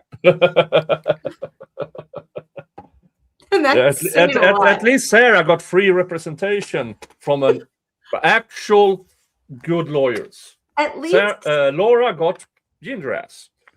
well, at least Sarah, like, it was one incident that led to her stuff, not years and years of course, Sarah, don't get me wrong, Sarah had stuff, Yeah. but not like this.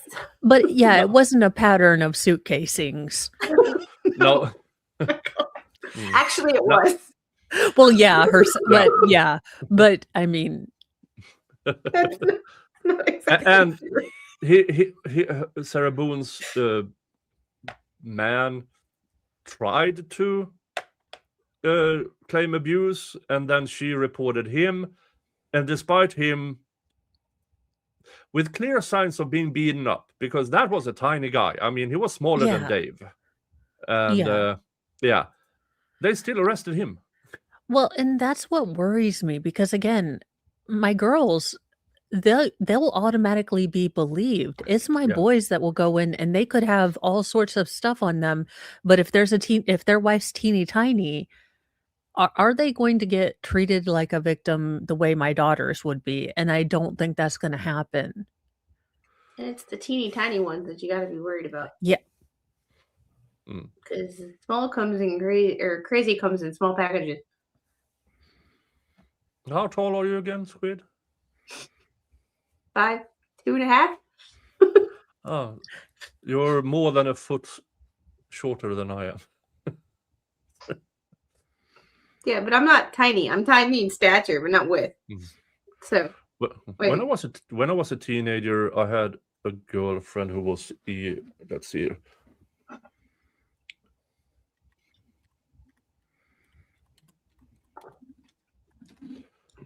I think I was 5'3" at one point, but She was 4'7". Holy. Yeah. Nick, how did that that's like Wait. when someone says they have a I was a taller than Chihuahua her when Rottweiler, I Nick. stood on my knees. Well, she didn't have to bend for. I mean, Don't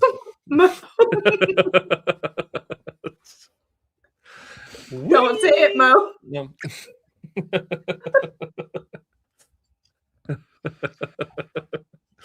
We had a lot of fun, but that is a long time ago. I'm still just thinking of how do you get a Rottweiler and a Chihuahua? It's in my eyes. So I have to get going soon, but if someone will super chat you enough where you have to spin the wheel again, if you get hot sauce, I will do it with you. Oh. And I will watch both of you. I'm the designated really not good. hot sauce person. Well, I reckon we looked something like this. I mean,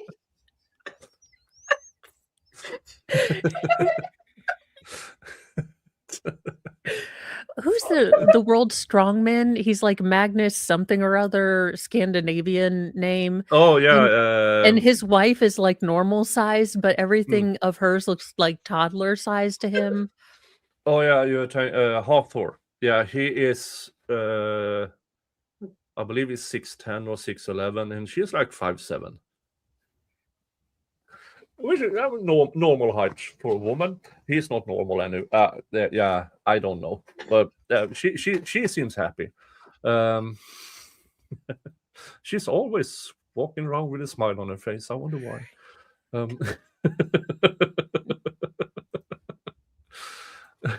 Or maybe I can.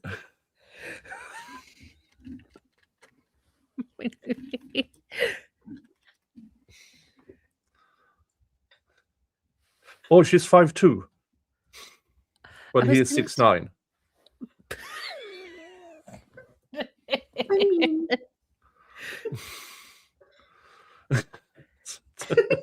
But I mean, their hips are almost at the same They're level. not even the same species. I mean, at this point, this is a whole different like genre of person. I mean, Thanks, Karate Cat Mom. Let's see here. Oh, we're 10, 20, 30, 3, 4. We are $15 away from the next spin on the wheel of regret. Let's check email if anything. Now I'll give a discount on this one. I'll give a discount because I want. I like to see where we end up. Dun dun dun dun dun. Dun dun dun dun. Yep. Va? There it is. Oh, it's almost empty, but I have a couple of more bottles. No worries. This I don't is from the royal ship Vasa, who sank on its Virgin voyage because the king at the time decided, I want the best carpenters and shipbuilders from every corner of the world to build me this ship. And back then, people didn't use the same measurements. I mean, it was different. So it sank on its Virgin voyage. Oh, but in that wreckage, they found a small vial of booze. And this is the recreation of it. Oh, cool. Dun, dun, dun, dun, dun. And Zuta. Because if you run a zoo in Utah, you sell shot glasses. Wisconsin, too. Nearly everywhere will sell shot glasses in America. Yeah. I mean, I have here's two more. Here's there are gas stations that sell shot glasses. I was on a road trip through the United States, and instead of buying beer glasses, I bought shot glasses. They are easier to. They pack easier. Yeah. Yes. And I have this one up here, and of course, my favorite, the Bigfoot shot glass. Yeah, I have a bunch hiding everywhere. Oh, I have one over there as well. Oh, so cheers. Ooh.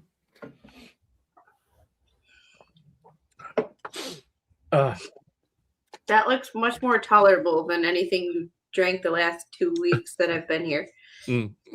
Are we going to pass out again? No, I don't think that's an issue today. I mean, I'm having my vodka tonic, and this is my first shot of today. I mean, I'm good.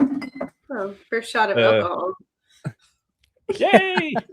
Your sinuses After 2 hours are all of clear. alcohol. If this had been the Wheel of Regrets from 2 weeks ago, yeah. Yeah, Well, folks. 2 weeks ago, somebody Anybody kept ever thought dropping that I had if anybody ever thought that I had water in my bottles, nah. Nah. I don't cheat. I do not cheat. Oh, by the way, I forgot to read it. Hot Sauce Fund. Thank you so much. Thank you to Mama Bear Leah. Oh, now okay, now it is actually Mama Bear Leah, not MB Leah. She got the hint from me trying to pronounce Embla. I'm so sorry. I hope none of your close relatives, friends, and kids find out how I pronounce that.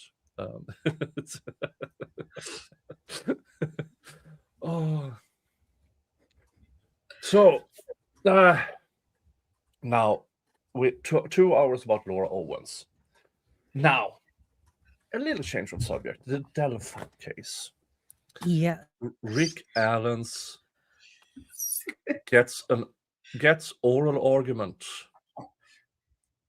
in the Indiana Appeals Court. No, No. you always have the best freeze frames.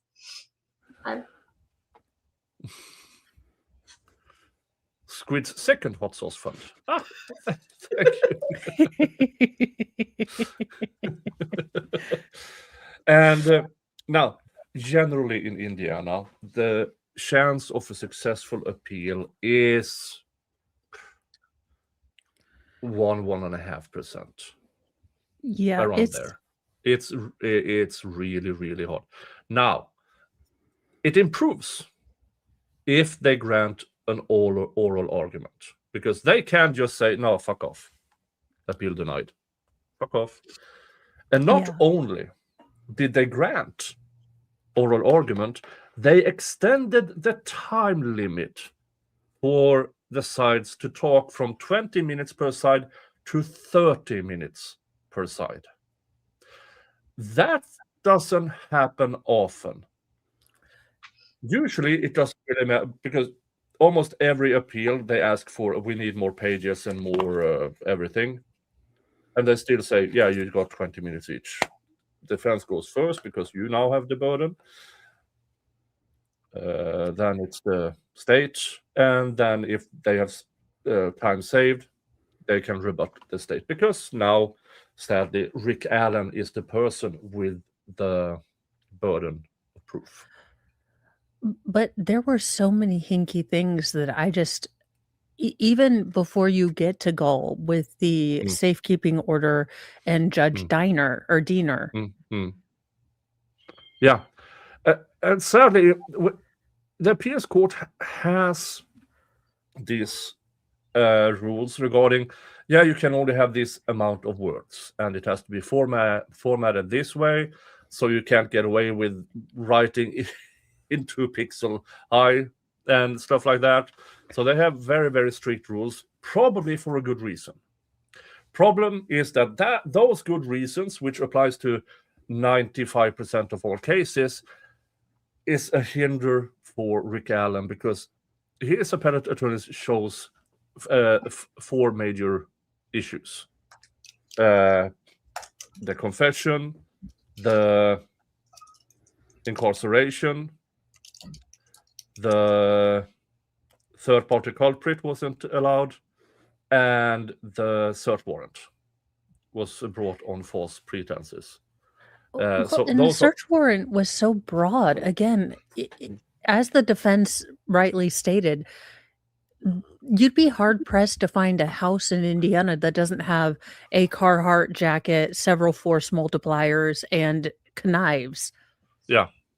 I mean, you can find all, maybe not a blue jacket here, but knives. I mean, I like to reenact the great Crocodile Dundee. That's no knife. This is a knife.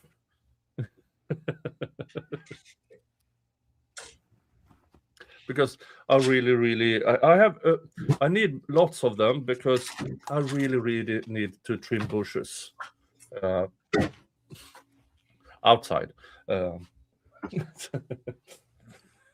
That's how Nik cuts his hair. That's why he doesn't cut it very often.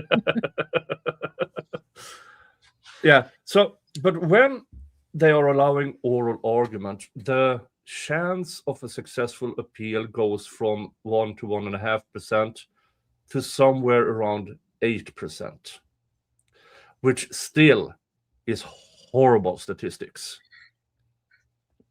But it's still better than 1.5%.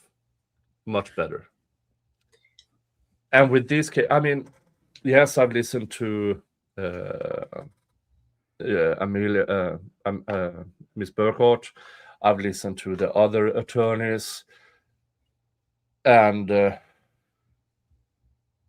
way, how the state chooses to rely on, they waived the issue. Luckily, apparently, Indiana has a new statute since, I believe, March of 2026, that it's not as rigid as it was before with the so-called waiver if you don't bring it up at trial. No, but if you have extensive pre-trial litigation and even in trial, not litigation, but sidebar, and then it doesn't really matter if you at trial say no objection to certain evidence, because that's no objection is to save time. Judicial efficiency. Okay, well that makes because sense. they Well, already they already made perfectly clear to the court where they stood, which may or may not apply to this case, because I believe this is the first time that new statute will be tried as well. Yeah, and I would wonder if it would be if his case would be grandfathered in, or that's going forward. No, this is retroactively. So it's retroactive. Then that would be really interesting, because there were certain things where Richard Allen wasn't brought in the way he's supposed to as a client. Yeah, I mean, the original safekeeping order, for me, that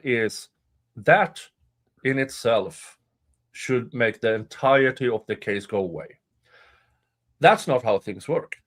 Because even though they can say, this doesn't apply, and even if they say the search warrant was wrong, they can still technically say that his confessions are still in, but it is so much time in between. Yeah, but for me, that it doesn't make sense, but that's the law. That's the rule. That's what they can rely on. No, but you can't, even though they are clearly connected, the time in between matters. So they can still say, his admissions are still valid. They can cross-examine and bring their own experts and all of the thing, even though everything is fruit of the poisonous tree, but it is somehow curated by time. And I don't get it. Every cell in my body screams, fuck no.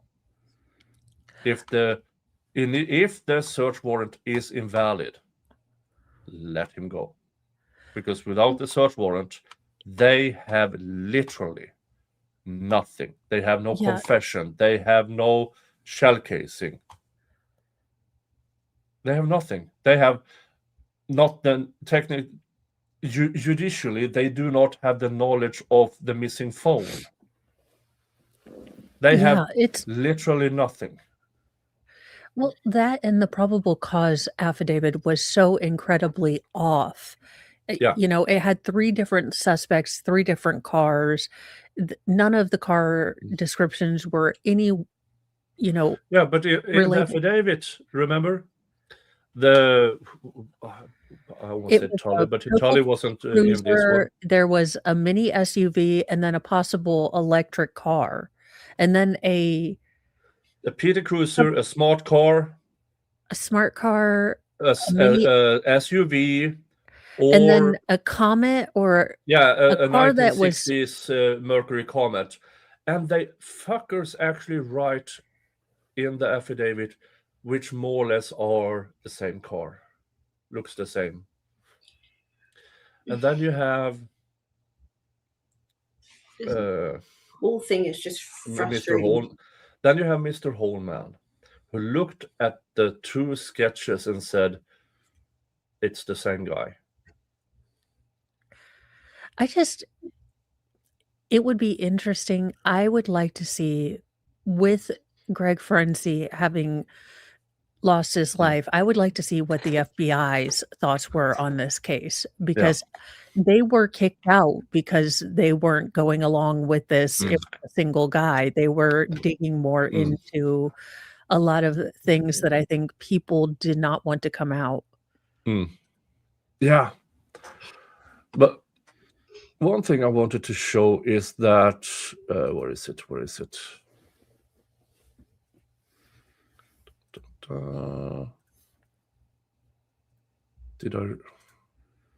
There it is. All Eyes, or Delphi Docs, I don't remember which one it is. Here is the 3-panel judges. And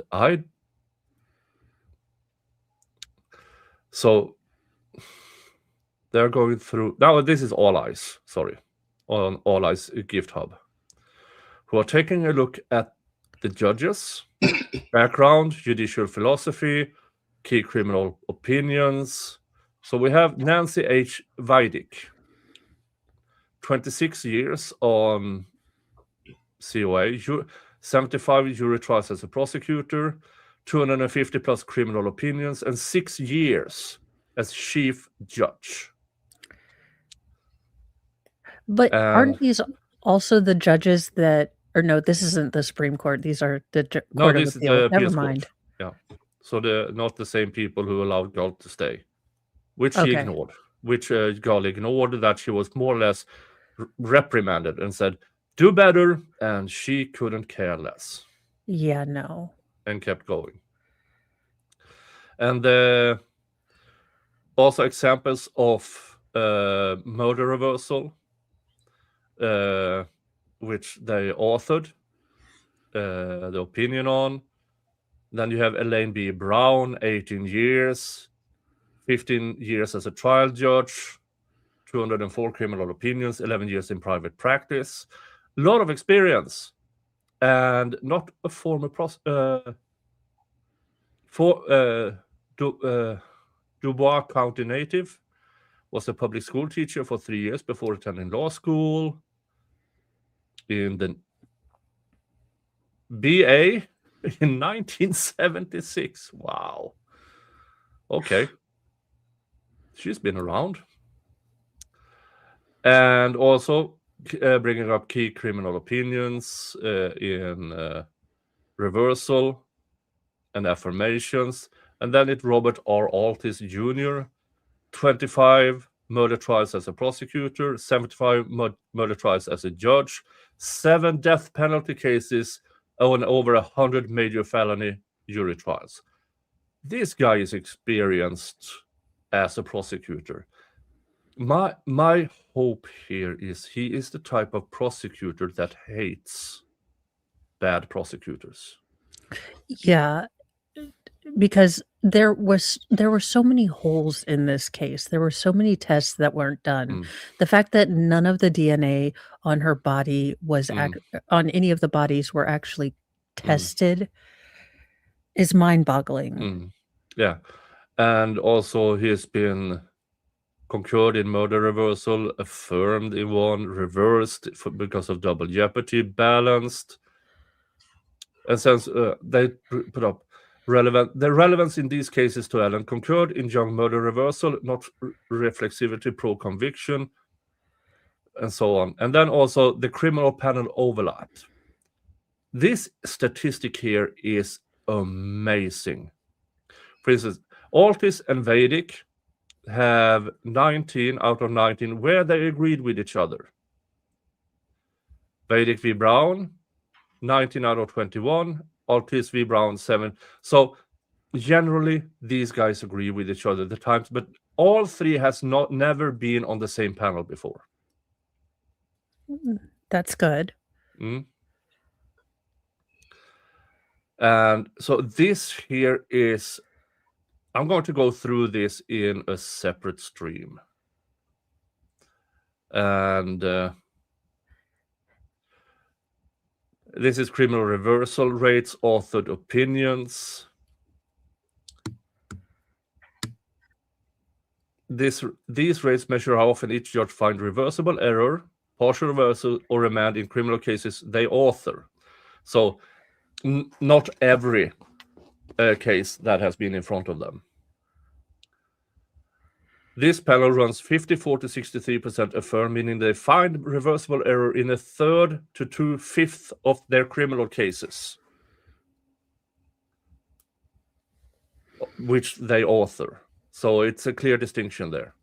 But it seems like these three really like their statutes. Really, really follow the actual statutes. And that's what we need, because there was so much hinky with this case from the very get-go, with him being sent to solitary penitentiary confinement, you know. Mm. And Yeah. the behavior of the guards, things like that. Yeah. The guards with in Odin We Trust patches were guarding Rick Allen. Yeah, and they were videotaping his interviews. They were trying to catch his mouth movements. Yeah. There was a lot that seasoned defense attorneys had never seen going on. Yeah. And It's just just- as a side note, I mean, you have the psychologist who saw Rick Allen. Was later, your contract, we're going to let it expire. We don't want you here. So, and she has never worked within the criminal system since. The warden, now completely unrelated, was fired as a warden in another, because he changed jails or prison, and then he was fired because of misconduct. But the misconduct had nothing to do with something he did to an inmate.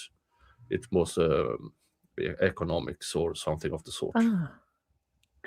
And I hate to do this, but I have to get going. I hear the little start to go. Where's mommy? Is mommy home?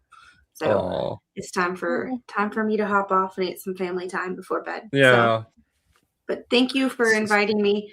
I Thank you don't for being have here. much to say about Delphi either, because that just rubbed me the wrong way from the very beginning, and I was like, it just makes me angry, because I understand that they want to get somebody and get justice for those girls, but like the way that it was done, just it is, as I say in the Murdoch case, it's unnecessary for a new trial because he's obviously guilty.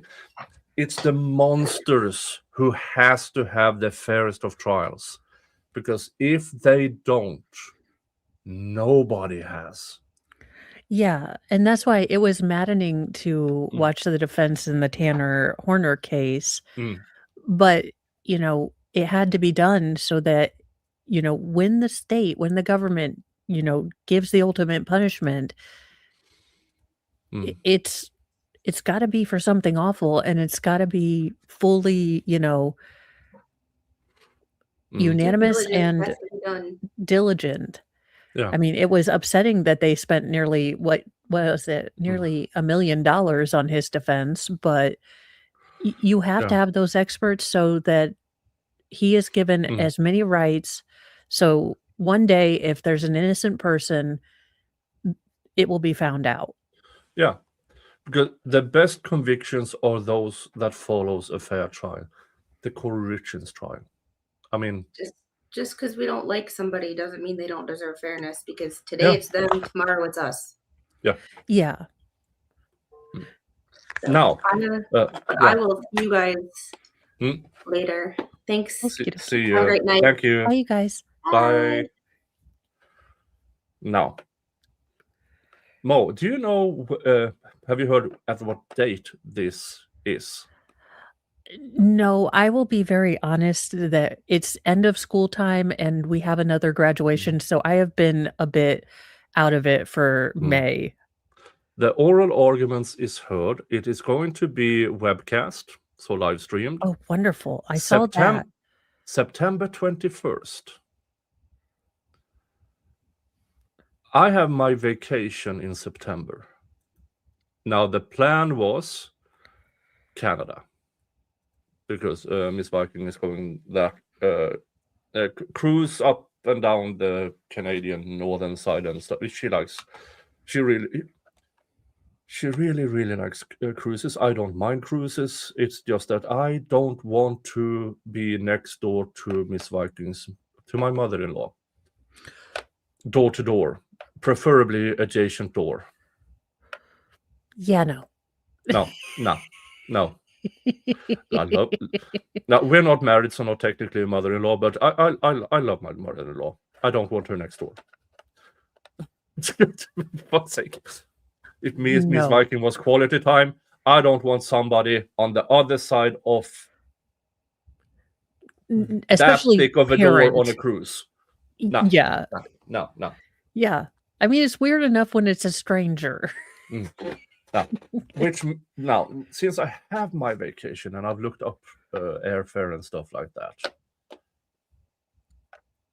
I will probably do my best effort to be there in Indianapolis, because they are already, not only do they have extended time, this appeals hearing, the oral argument, will be held in the Supreme Court room.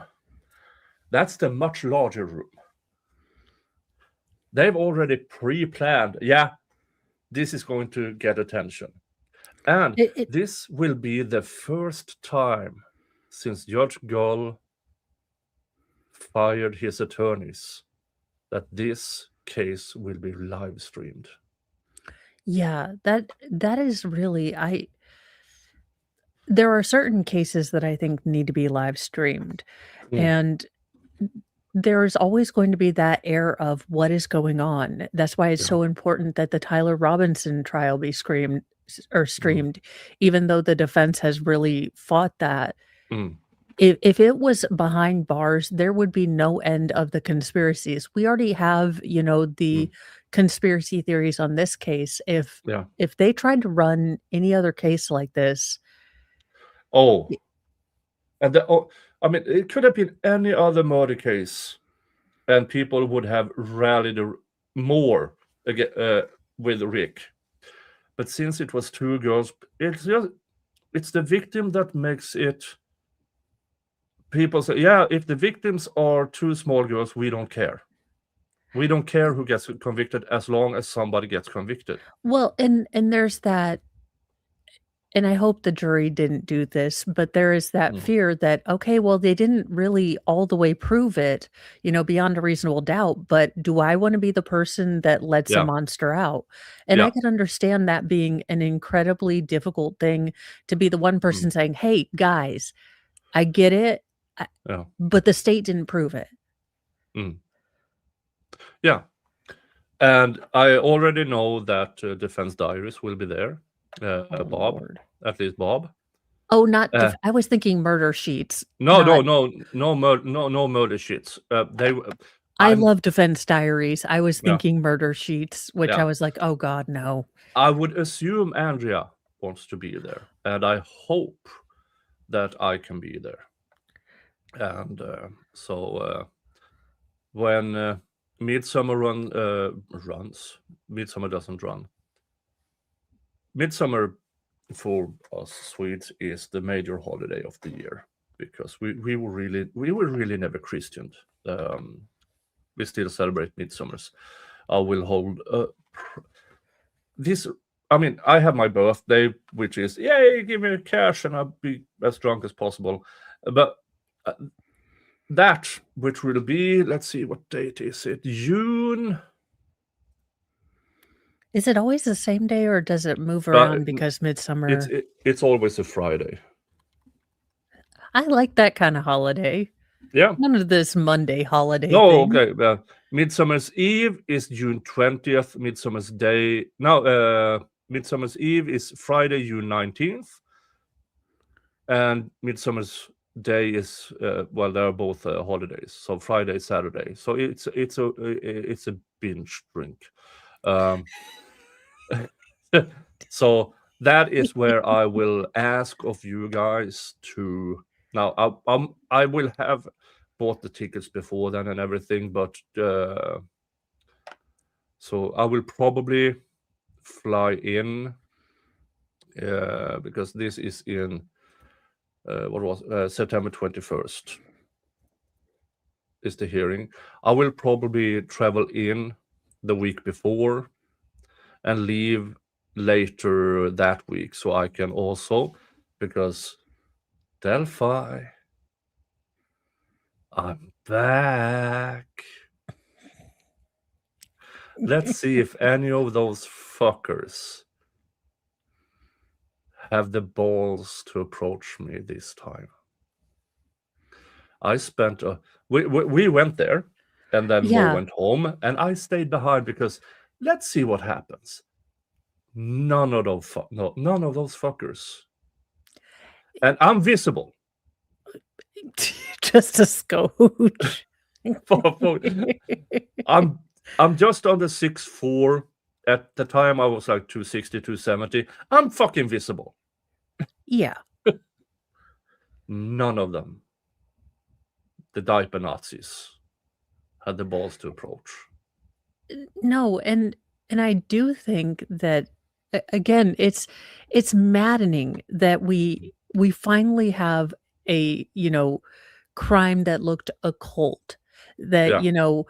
after the satanic panic of the 80s and 90s, we Yeah. finally have one that looks hinky, looks like it has occult ties. And the state does everything they can to hide it, to lie, to deceive. They themselves follow that lead more or less up until they discovered, these are our friends and confidential informants, allegedly. Yeah, And all of a sudden, it just disappeared, and nobody cared about Abby and Libby. Yeah, that's the part that really bothers me.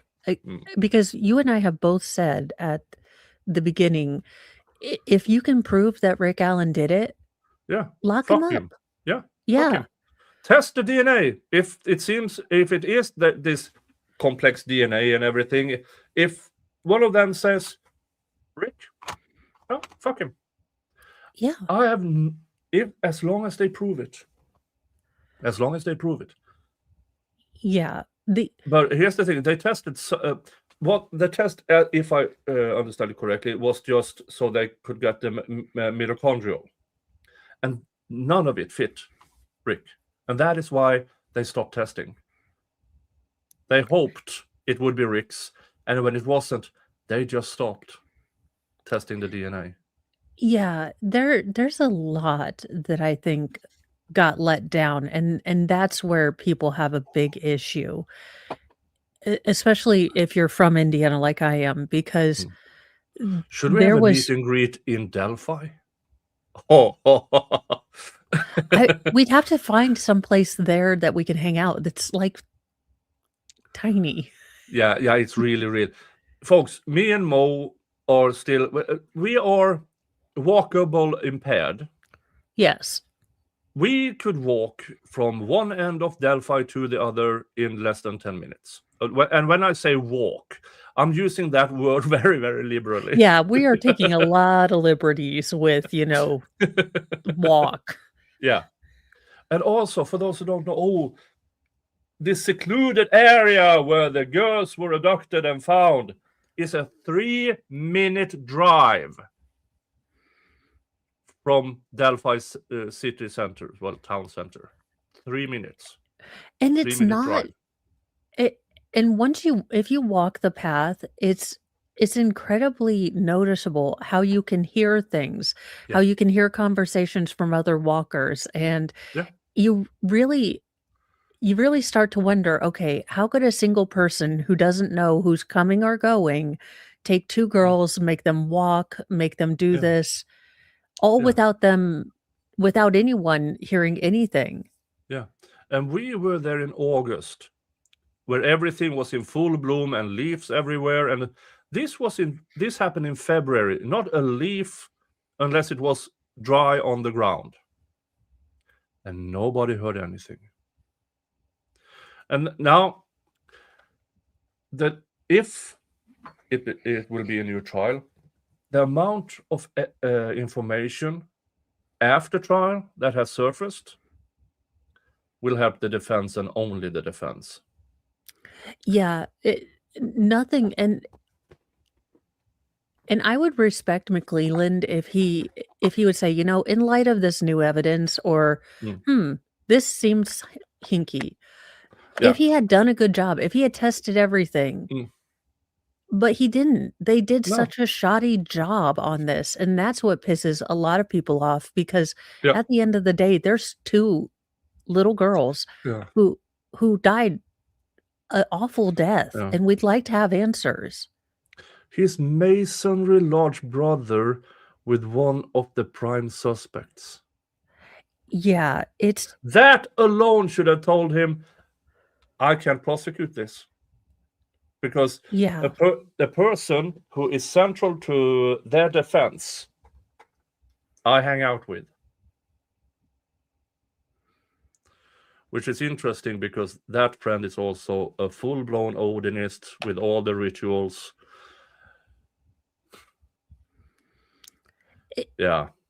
Okay, he's a full-blown faux Odinist. That's not faux real Odinist, and probably, in my opinion. Is it called Astra? He's a diaper Nazi as well. I don't care. And on top of that, what was I? On top of that, no, I don't need on top of that. His son was dating, was it Abby or Libby? I believe it was Libby. Yeah. The thin one. Okay, then that would be Abby. Yeah. Dated a soon-to-be 18-year-old. Dated a just 14-year-old. Yeah. And snuck to the other prime suspect's property so the 2 kids could hang out. Yeah, there's a lot that doesn't make sense. And both Brad Holder and Patrick Westphal lied about it. And nothing. It's the idea that they didn't look upstream at all, that they decided bridge and farther back, and completely missed where the girls were allegedly supposed to be. Yeah. It's a rabbit hole. It really is, and it takes a lot of time, and that's why Defense Diaries and a lot of the other channels that have been covering this, is they have been amazing, because it takes a lot of time, and sometimes not every creator has all that time. So I appreciate, All Eyes on Delphi, Defense Diaries, Andrea Burkhart, people who have been doing a lion's share of work. I know there's a lot of names I'm not mentioning. Yeah. It's what's the laws around pew-pews in... okay. Laws around... you have to be a member of a shooting club. You have to have a shooting test and a written test. You have to have a psychological exam. Written test? Yeah. And you can't have... in order for you to have the gun at home, it has to be a secure safe, where the let's say a pistol and the pointy thingy has to be separated, even in the safe. And it has to be, you can only transport it from home to the shooting range, and there you can assemble it. So no, it's not really a self-defense thing here.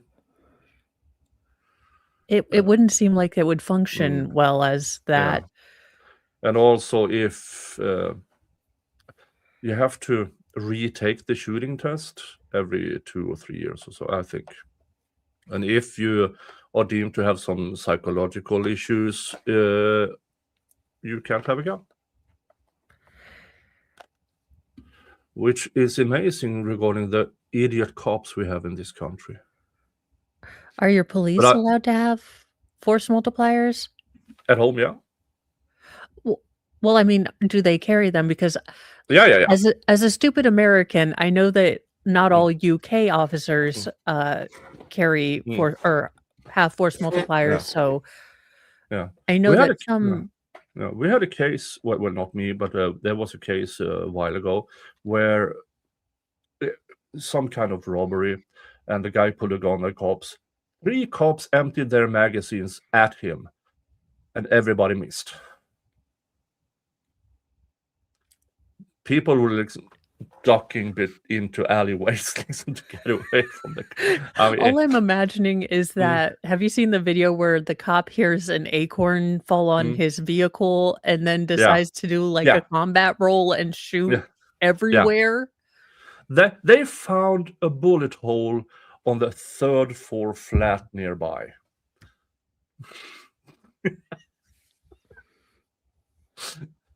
But they are surprisingly accurate when it comes to people with disabilities with toy guns. We have 3 of those cases where they killed a person with a toy gun. I will say that I've never had to make a split-second decision to see, is that an orange tip or a real tip? So, yeah.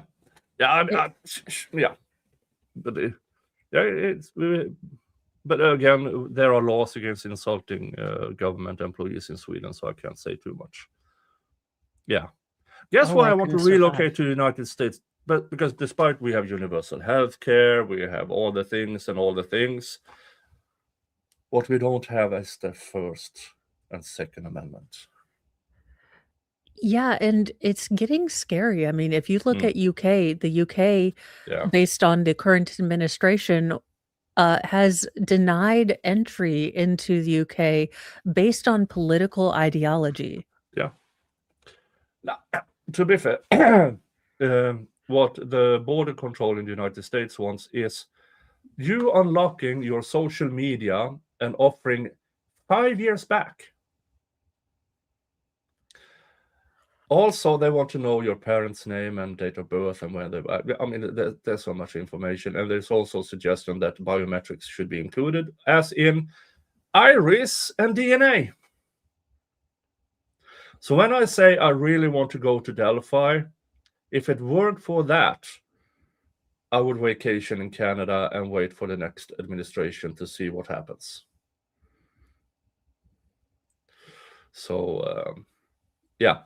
But for the Delphi case, I didn't realize. I can as long as I don't open my mouth, I can pose as a redneck returning home.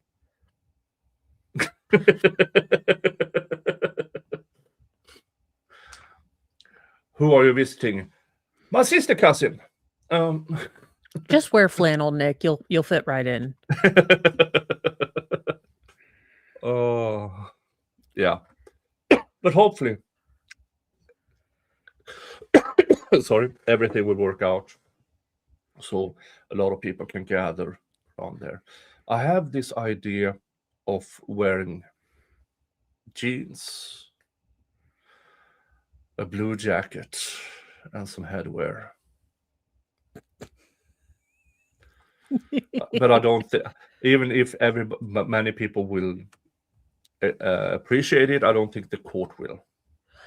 Probably not. No. I was even gonna be, I might drive down to Delphi and can I rent a PT Cruiser and drive by Holman's home? Or is that witness intimidation? If you put a duck outside of his house, I think that's totally witness intimidation. Is that only Canton? I think that's only Canton, and they were told no, rubber ducks are not intimidating.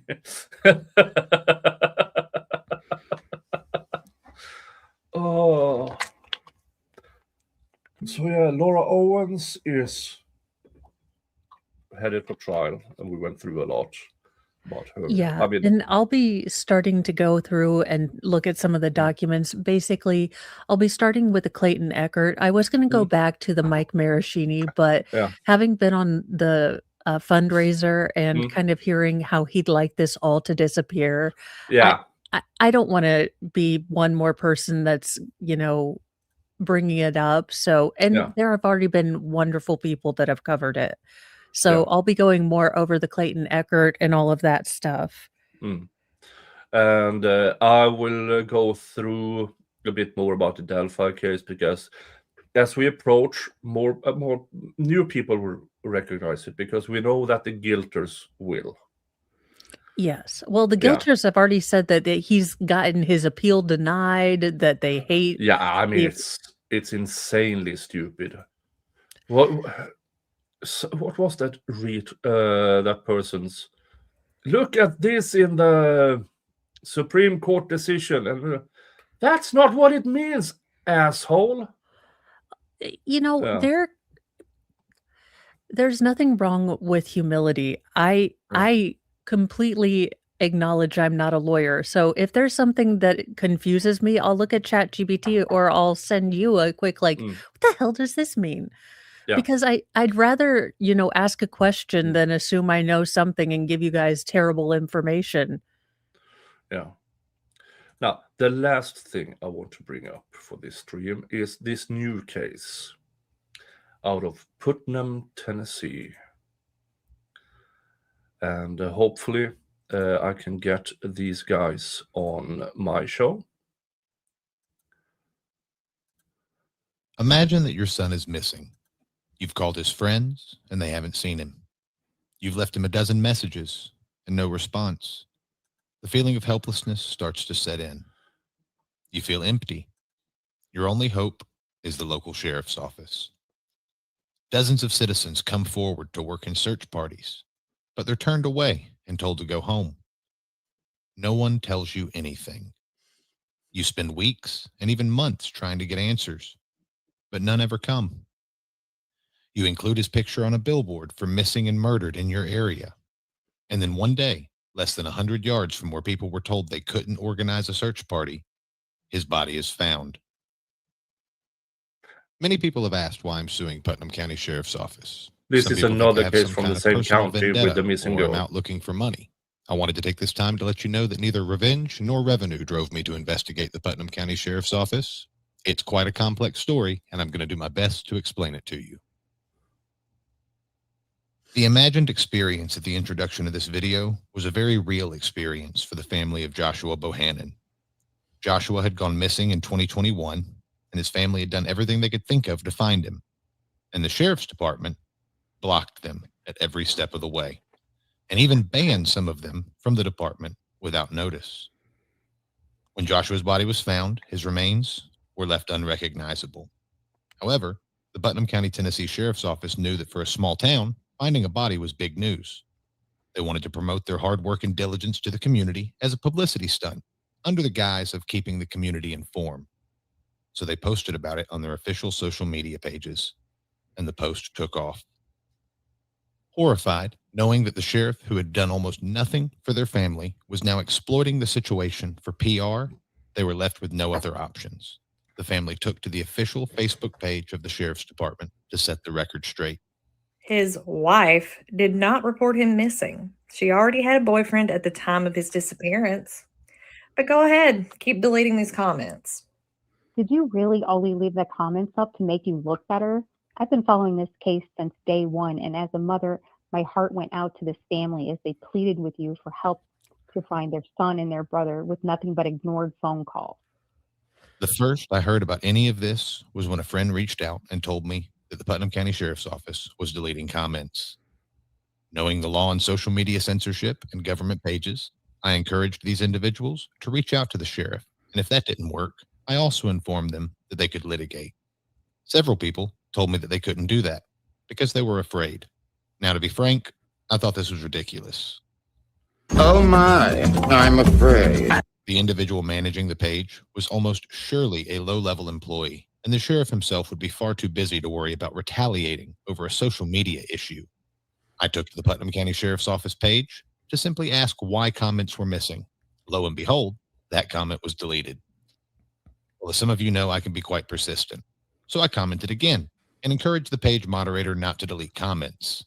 I told them it was a violation of the First Amendment. In return, my comment was once again deleted, and I was now blocked from viewing the page entirely. So I went to Instagram to ask a few more questions. Bam, comments deleted there too. None shall pass. Within 2 days of beginning this venture, I obtained a little insight as to why there was such a chill to speech in Putnam County, Tennessee. I arrived at work one day, opened my phone, and saw this message from an obviously fake social media profile. "Hey, little bitch." Obviously a play on the nickname I'd given Little Eddie. "I'll be in touch with Coffee County to get your notary status removed. Space. I sure hope you are paying taxes on the merchandise crap you're selling and promoting. Space. Hate for the state revenue folks to find out." I informed them that I did pay my taxes and told them not to message me again.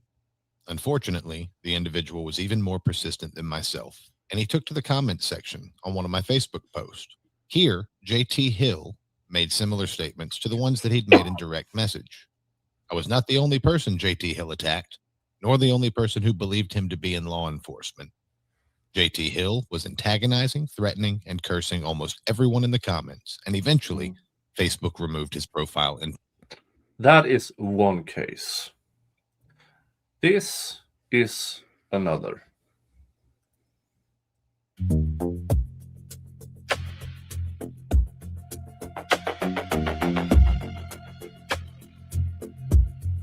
Oh, back to the beginning.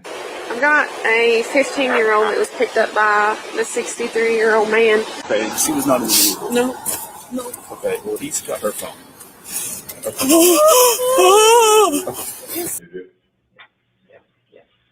We found her. So it's bad. That guy in the orange shirt is a former law enforcement officer who in that county had been known for decades after his law enforcement career to help runaway minor girls.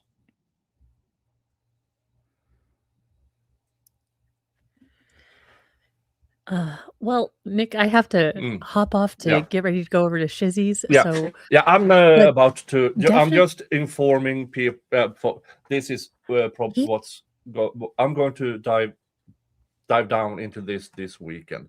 That looks really interesting, and if you get him on, that would be awesome because I just love his hair. Yeah, but also we need to finish off the Nicole Mitchell trial. We only have 1 day left.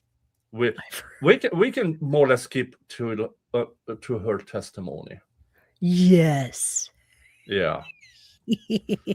So either Saturday or Sunday, we will find some. We will find a time. Yes. So because I'm it is almost 2 a.m. here, so I'm going to relax and watch other shows, and I mean I'm 4 vodka tonic in and a shot.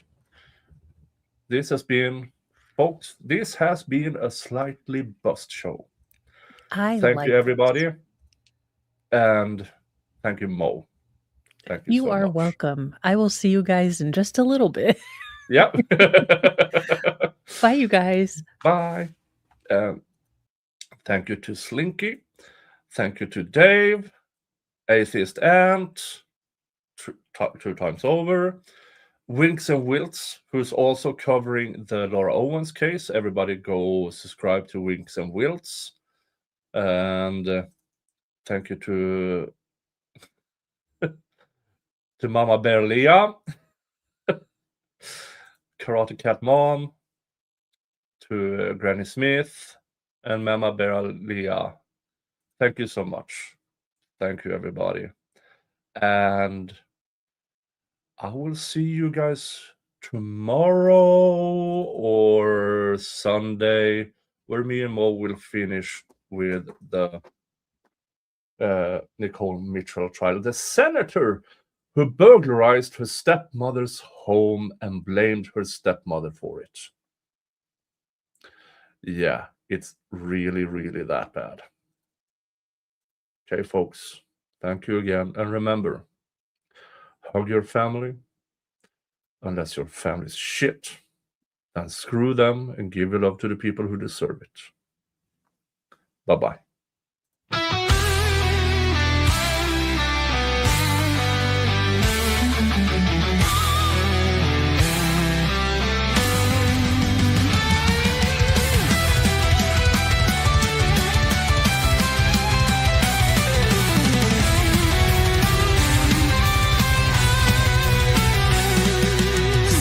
The raven waves, brothers, axes high, shields strong.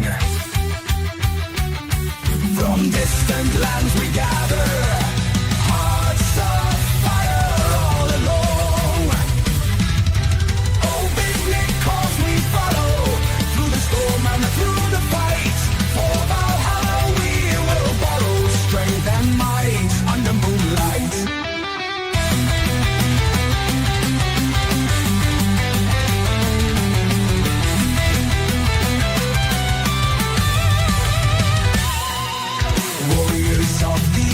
Sea, songs of glory dark and bold. In the night, our spirits free, legends born, tales unfold. Oh, big Nik calls we follow, through the storm and through the fight. For Valhalla we will borrow strength and might under moonlight.